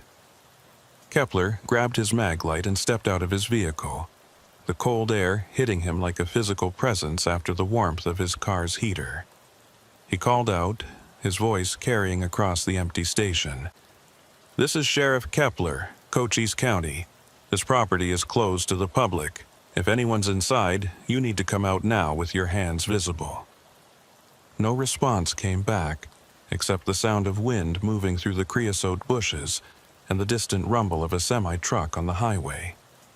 Kepler waited 30 seconds, then called out again, but the silence persisted. The light continued to pulse behind the boarded windows, and now Kepler could hear something else. A low, electrical hum, the kind of sound that old fluorescent lights made when their ballasts were failing. Except the way station had no power, hadn't had power for 7 years. Kepler keyed his radio. "Dispatch, this is Sheriff Kepler at the 191 way station. I've got visual confirmation of light inside the building, and sounds consistent with electrical equipment running. But there are no vehicles present and no response to verbal commands. Requesting backup and contact ADOT to confirm this location is definitely without power." Rita's voice came back, professional and steady. "Copy that, Sheriff. Deputy Zaragoza is still tied up with that domestic. But I can have Deputy Martinez rolling from Wilcox, ETA, approximately 40 minutes. Contacting ADOT now." 40 minutes was a long time to wait, and Kepler had a feeling that whatever was happening inside the way station might not wait that long. He approached the main building carefully, his flashlight in his left hand and his right hand resting on his service weapon. The front entrance was a metal door with a deadbolt that should have been secured, but when Kepler tried the handle, it turned smoothly and the door swung open with barely a sound. The interior of the way station was not what Kepler expected. Instead of the empty, dusty abandonment he'd anticipated, the space looked almost operational. Fluorescent lights buzzed overhead, casting harsh white light across a reception area that contained a metal desk, filing cabinets, and chairs that appeared to be in regular use rather than covered with 7 years of desert dust. On the desk sat a computer monitor showing what looked like a live feed from highway cameras, displaying traffic on a section of road that Kepler recognized as Highway 191, probably from a mile or two south of their current location. But the details were wrong in subtle ways that made Kepler's skin crawl. The vehicles on the monitor's feed were mostly correct: modern semi-trucks, passenger cars, the occasional RV, but interspersed among them were older models, vehicles from the early 2000s that looked too pristine to be real, as if someone had created a composite video mixing current footage with archived material. And the timestamp in the corner of the monitor showed the correct date, but the wrong time, reading 11:47 p.m. when Kepler's watch showed 11:52 p.m., a 5-minute discrepancy that shouldn't exist if this were a live feed. Kepler's radio crackled, and Rita's voice came through with an edge of confusion. "Sheriff, I've got ADOT on the line, and they're saying something strange. The way station at mile marker 112 on Highway 191 is definitely decommissioned and has no active power connection. But their remote monitoring system is showing a power draw from that location starting at approximately 11:24 p.m. tonight. They can't explain it. There's no legal connection to the grid, but the meters are registering consumption." "How much power?" Kepler asked, his eyes still fixed on the impossible monitor display. "Enough to run a full commercial facility. Lights, computers, HVAC, the works. They're sending a crew to investigate, but they won't arrive for at least 2 hours." Kepler moved deeper into the building, passing through the reception area into what had been the main operations room. Here, the wrongness intensified. Multiple computer stations lined the walls, all of them active and displaying various data feeds. Weight measurements, vehicle classifications, timestamps that flickered between correct and incorrect readings. In the center of the room stood a large table covered with paperwork that looked simultaneously fresh and decades old. The ink sharp and clear, but the paper yellowed as if aged. And at one of the computer stations sat a figure in a Department of Transportation uniform, their back to Kepler, their hands moving across a keyboard with practiced efficiency. The figure appeared completely solid and real, not transparent or ghostly, but something about their posture was wrong. Too still when not typing, too mechanical when in motion, as if they were performing actions from memory rather than conscious thought. "Excuse me," Kepler said, his hand now gripping his weapon though he hadn't drawn it. "This facility is closed. You need to identify yourself and explain what you're doing here." The figure at the computer stopped typing but didn't turn around. A voice emerged, female and professionally neutral. "Way Station 112, operational status active. Processing northbound commercial traffic on Highway 191. All systems nominal." "This station has been closed since 2016, Kepler said, taking a step closer. "There's no operational status here. I need you to turn around and show me some identification." "Station deactivation scheduled for June 30th, 2016. The voice continued, still not turning.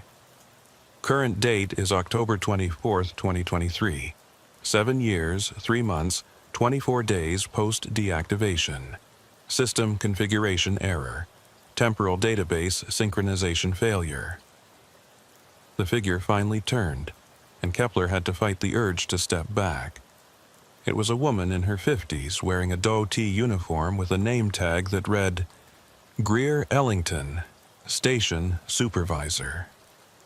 Her face was normal enough, lined with age, professional expression, eyes that met his directly, but those eyes were wrong, not in color or shape, but in the way they focused, as if they were looking at multiple layers of reality simultaneously, seeing him and through him and around him all at once. "Sheriff Kepler," she said, and her voice had that same processed quality he'd expect from a digital recording rather than a living person. "You're responding to a motion sensor alert triggered at 23:24 hours. Your arrival was predicted with 94% probability based on historical response patterns." Historical response patterns? Kepler kept his voice level, professional, despite the surreal nature of the conversation. "Ma'am, I need you to explain what's happening here. Who are you? And how is this facility operating when it has no power?" Greer Ellington tilted her head at an angle that was just slightly too far, as if her neck had more range of motion than it should. "I am Station Supervisor Greer Ellington. I have been operating Way Station 112 since April 2009. This facility processes an average of 237 commercial vehicles per day, ensuring compliance with federal and state transportation regulations. The station closed 7 years ago," Kepler repeated, his hand still on his weapon. "Closure protocols initiated June 30th, 2016. However, certain systems remain active for data, archival, and monitoring purposes. The recurring operations protocol was activated at 23:24 hours tonight due to detection of temporal pattern matching previous operational parameters." Kepler's radio erupted with static, and through the noise he could hear Rita's voice distorted and cutting in and out. "Sheriff, location, reading multiple, not possible." Then, instead of Rita's voice, what came through was a recording of his own voice from earlier. "This is Sheriff Kepler, Cochise County. This property is closed to the public." The recording played twice more, each time slightly different in tone, as if multiple versions of the same moment were being transmitted simultaneously. Greer Ellington had returned to her computer station, her fingers moving across the keyboard again. Multiple position readings are consistent with temporal echo phenomenon. Sheriff's current position exists in superposition across several recent timeline iterations. This is expected behavior during recurring operations protocol activation. Behind Greer, visible through the doorway leading to the back offices, Kepler could now see another figure in a DOT uniform sitting at another computer station. And beyond that figure, partially obscured by distance and angle, another, and another. The building seemed to extend much farther than its exterior dimensions should allow, filled with identical or similar figures all performing the same mechanical tasks. Plain language explanation, Greer said, her wrong eyes focusing on him with uncomfortable intensity.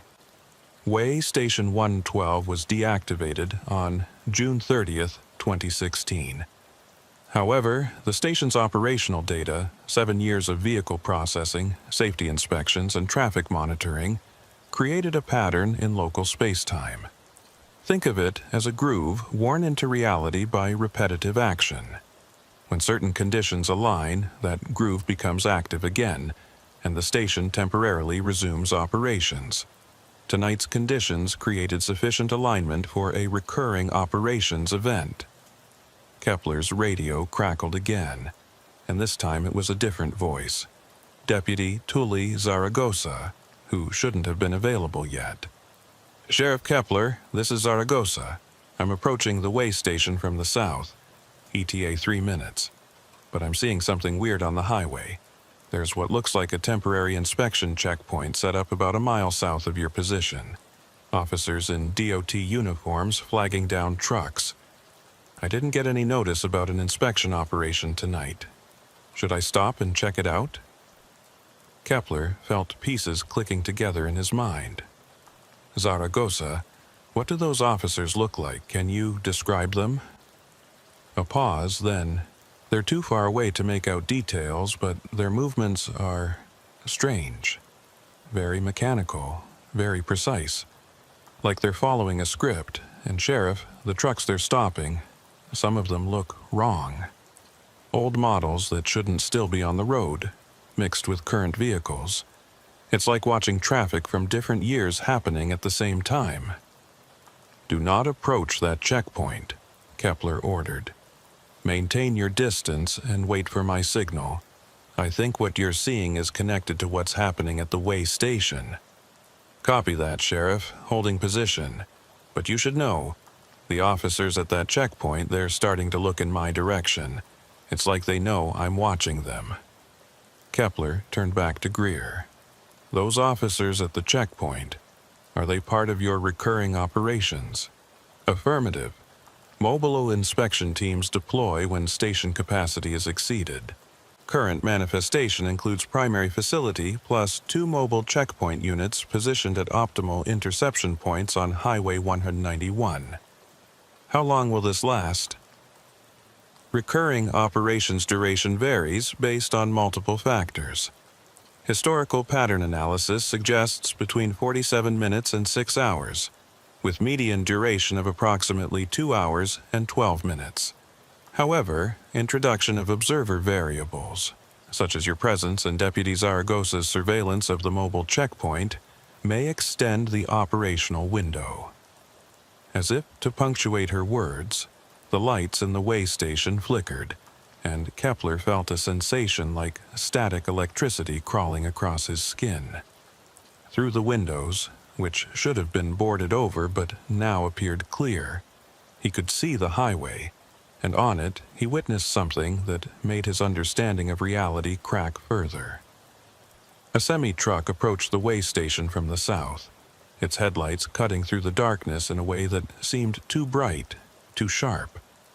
But as the truck got closer, it seemed to flicker, its image doubling and tripling, showing the same vehicle from multiple angles or possibly multiple time periods simultaneously.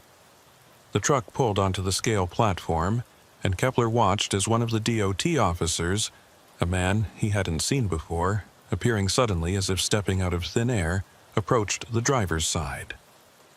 Through the clear window, Kepler could hear the interaction, though it sounded distant and processed, as if he were listening to a recording played at slightly the wrong speed.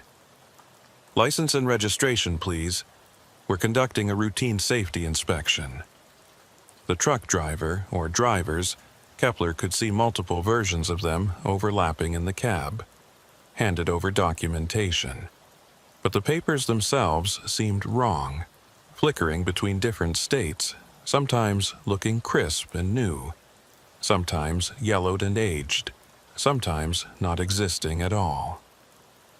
The DOT officer examined the documents with that same mechanical precision, made notes on a clipboard that appeared and disappeared in his hands, and finally nodded.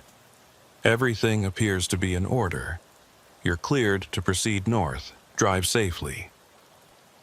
The truck pulled away from the scale platform, and as it did, its image began to stabilize, the multiple versions collapsing back into a single, coherent vehicle that merged smoothly with the normal traffic on Highway 191.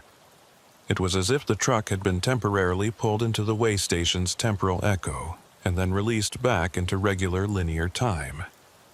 17 commercial vehicles have been processed through the facility since recurring operations began at 23:24 hours, Greer said, her attention still on her computer screen. "All inspections completed successfully, vehicles released to continue northbound on Highway 191. "What happens to the drivers?" Kepler demanded. "Do they remember this? Do they know they've been pulled into some kind of temporal anomaly?" Driver experience varies. Most perceive the inspection as routine and temporally consistent with their expectations. 8 to 12 minutes of standard processing. Memory integration prevents most subjects from recognizing temporal discrepancies. A small percentage, approximately 3.7%, report feelings of disorientation or lost time, but these reports are typically dismissed as fatigue or inattention. Kepler's radio crackled with Zaragoza's voice again, but this time something was wrong with the transmission. The deputy's words came through in fragments, overlapping with themselves, as if multiple versions of the same message were being sent simultaneously. "Sheriff, checkpoint, officers approaching. My position. Will be. There. Zaragoza, repeat your last transmission," Kepler said urgently. "What's your current status?" Static filled the airwaves for several seconds. Then Zaragoza's voice came through clear but wrong, the cadence and tone subtly off. "I am at checkpoint position south of Way Station. I am being processed. I was processed. I will be processed. Integration at 67%. Observer status shifting to observed. Deputy Zaragoza, get out of there now. That's a direct order." But the radio had gone silent, and when Kepler looked at Greer Ellington, he saw something that might have been concern or might have been satisfaction flicker across her too still features. "Deputy Zaragoza has been integrated into the recurring operations event." His presence at the mobile checkpoint triggered observer-to-participant conversion. This is normal protocol when external law enforcement personnel interfere with active inspection operations. What does that mean? Kepler felt cold spreading through his chest. "What have you done to my deputy?" Deputy Zaragoza is experiencing temporal superposition. He exists in multiple states simultaneously, as observer, as subject of inspection, and as integrated component of the checkpoint operation. Resolution will occur when recurring operations conclude, at which point he will revert to his primary timeline with memory integration preventing conscious recall of the event. Kepler pulled his service weapon, training it on Greer, even as part of his mind screamed that pointing a gun at what might be a temporal echo or a living memory of a closed facility was futile. "I want my deputy back. I want this, whatever this is, to stop now."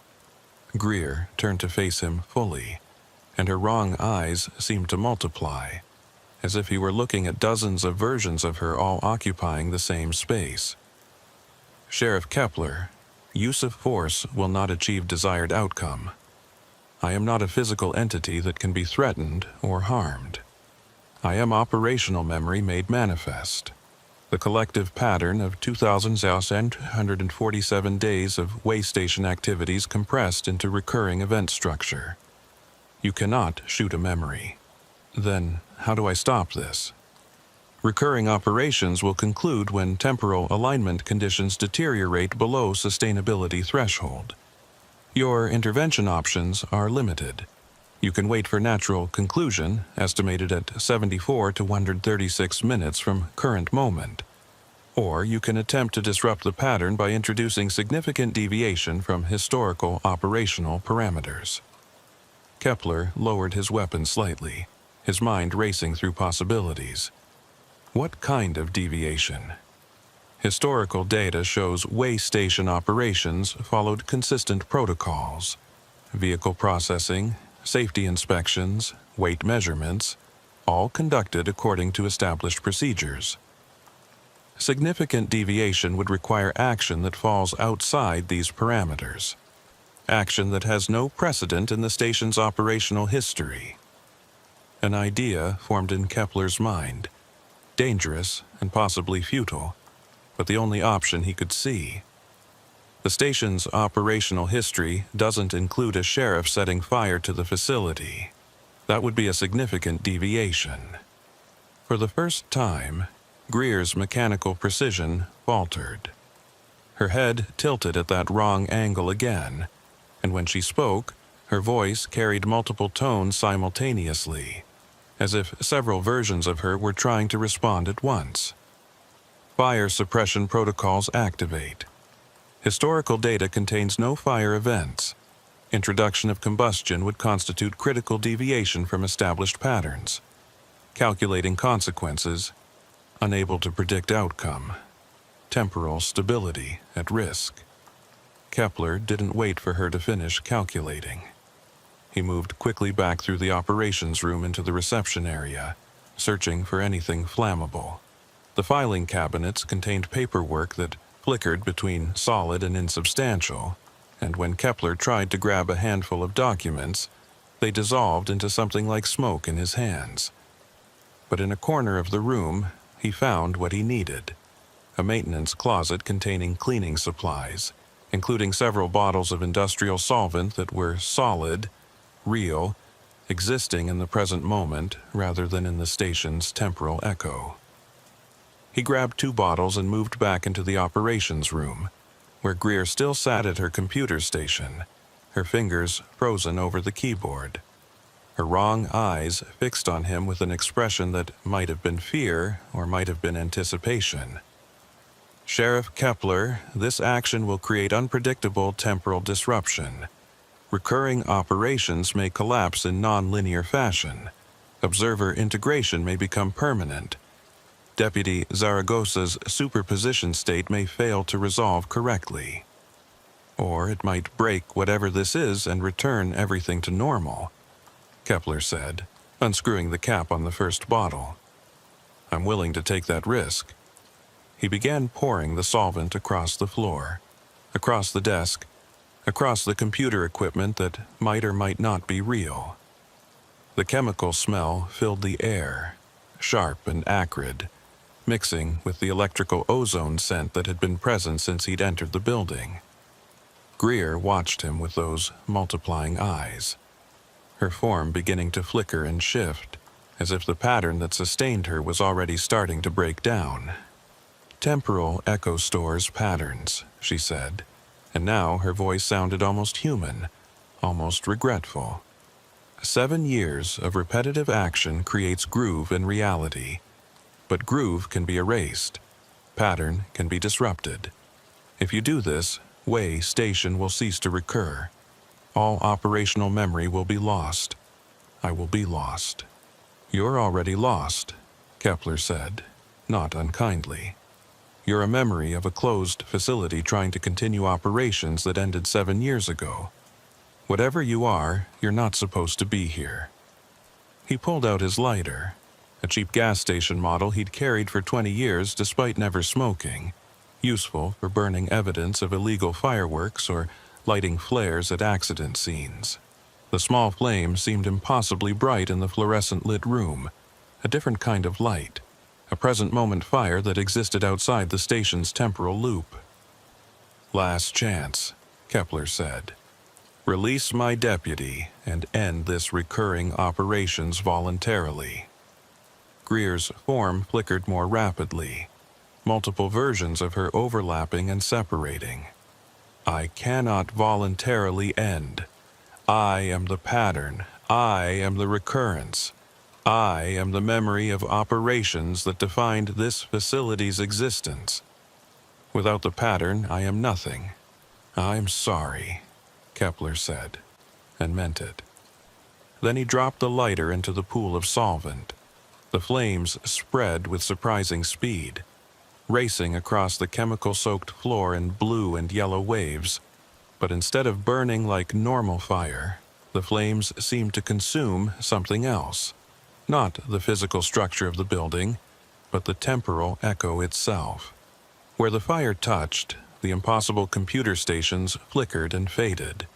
The walls returned to dusty abandonment. The fluorescent lights went dark one by one.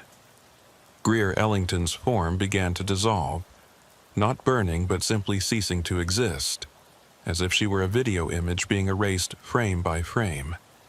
"Pattern disrupted," her voice said, now coming from everywhere and nowhere.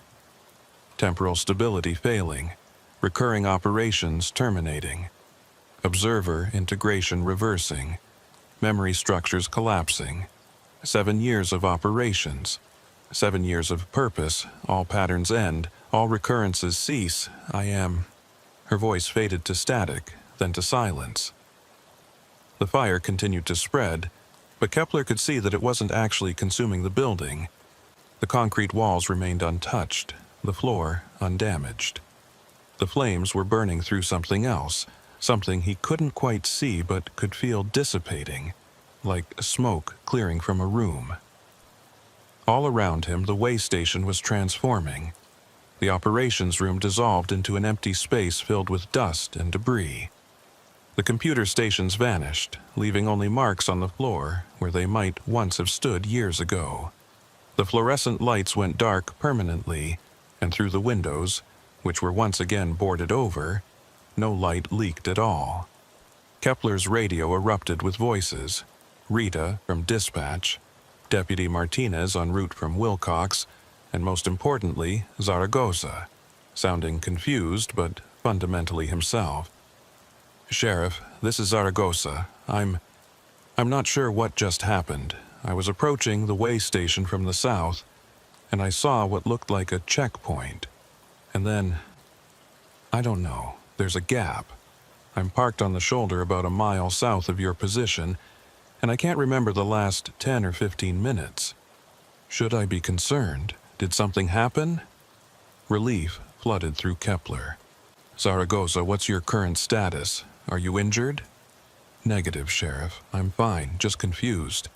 The checkpoint I reported, it's not here anymore. Or maybe it was never here. My memory is fuzzy." "Head to my location," Kepler ordered. "And don't worry about the memory gaps. I'll explain when you get here." The flames were dying down now, having consumed whatever temporal pattern they'd been burning through. Kepler moved carefully through the darkened building, his flashlight revealing nothing but ordinary abandonment. Dusty floors, cobwebs in corners, graffiti on walls from teenagers who'd broken in years ago. The place smelled of desert dust and old concrete. No trace of the electrical ozone or chemical solvent that had been so present moments before. Outside, Kepler found his patrol unit exactly where he'd left it. The engine still running, everything normal. The way station building behind him was dark and silent. Just an abandoned structure with no signs of the impossible operations he'd witnessed. If not for the fading adrenaline in his system and the vivid memory of Greer Ellington's wrong eyes, he might have convinced himself he'd imagined the entire event. Deputy Zaragoza arrived 12 minutes later, pulling his patrol unit alongside Kepler's. The younger deputy looked tired and confused, dark circles under his eyes suggesting the temporal integration had taken more out of him than he realized. "Sheriff, I need to know, did something weird happen tonight? I've got this feeling like I experienced something important, but I can't hold on to the details. It's like trying to remember a dream after you wake up." Kepler considered how to answer. The truth was so far outside normal experience that it would sound like the ravings of someone who'd lost their grip on reality. But Zaragoza deserved honesty, or at least as much of it as Kepler could provide.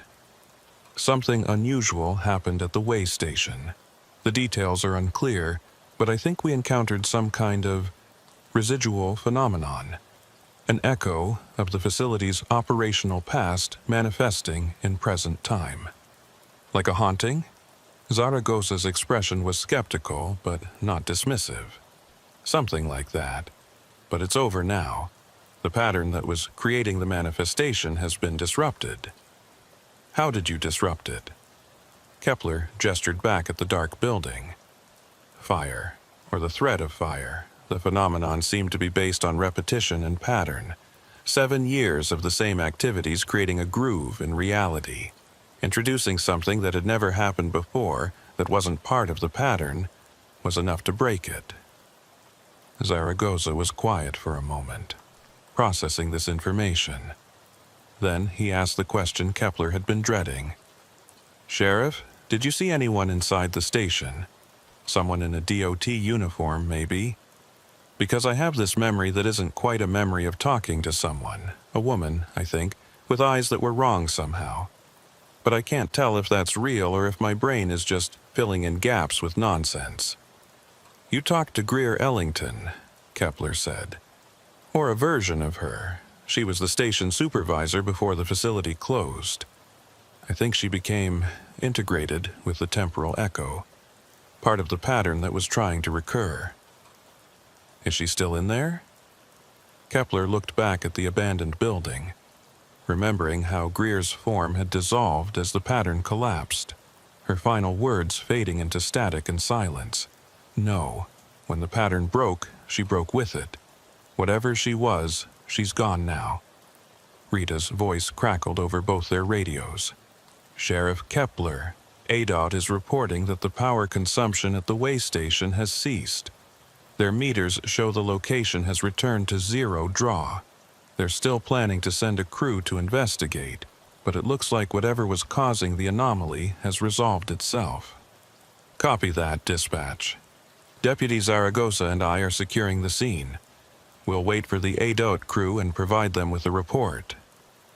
Kepler paused, then added, "Make a note in the log that I'm recommending this facility be demolished rather than just left abandoned. There are safety concerns that go beyond normal structural issues." "Understood, Sheriff. I'll flag it for county review."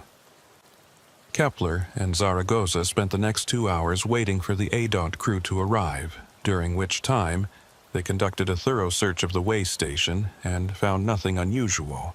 Just an old, abandoned building that had outlived its purpose.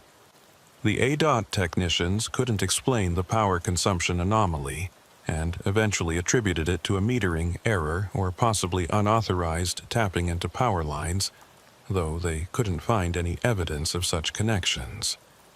By 3:15 a.m., everyone had left except Kepler.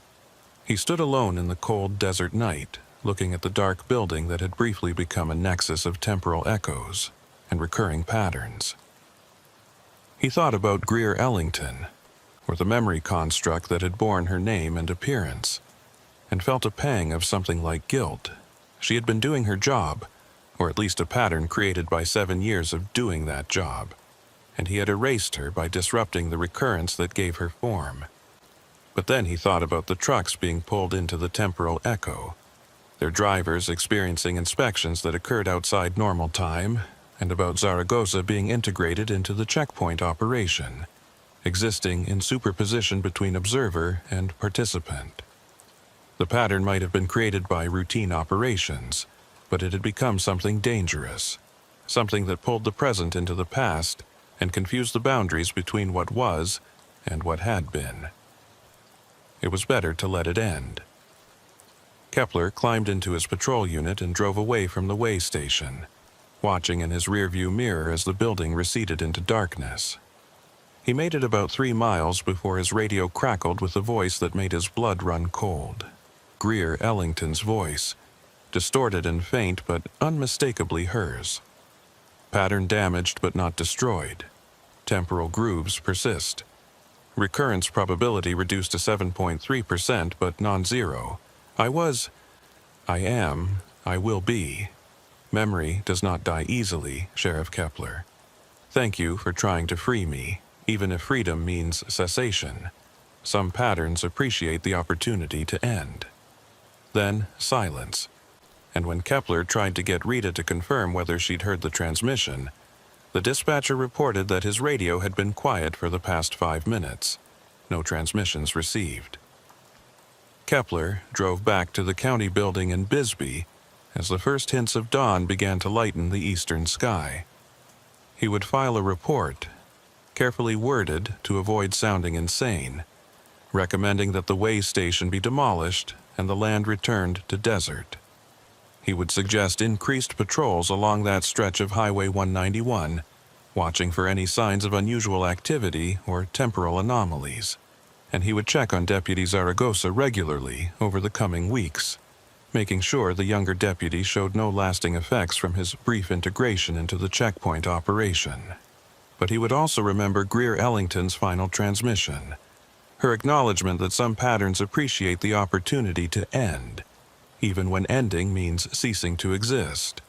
And late at night, when he couldn't sleep, he would wonder whether he had truly disrupted the temporal echo or merely damaged it, reducing its strength but not eliminating it entirely. 7 months later, Kepler received a report from a truck driver who claimed to have been stopped at a checkpoint near the old way station on Highway 191.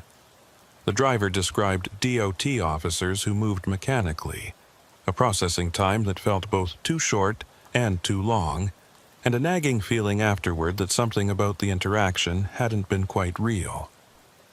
The driver couldn't pinpoint exactly what had been wrong, but the experience bothered him enough to file a report with the highway patrol.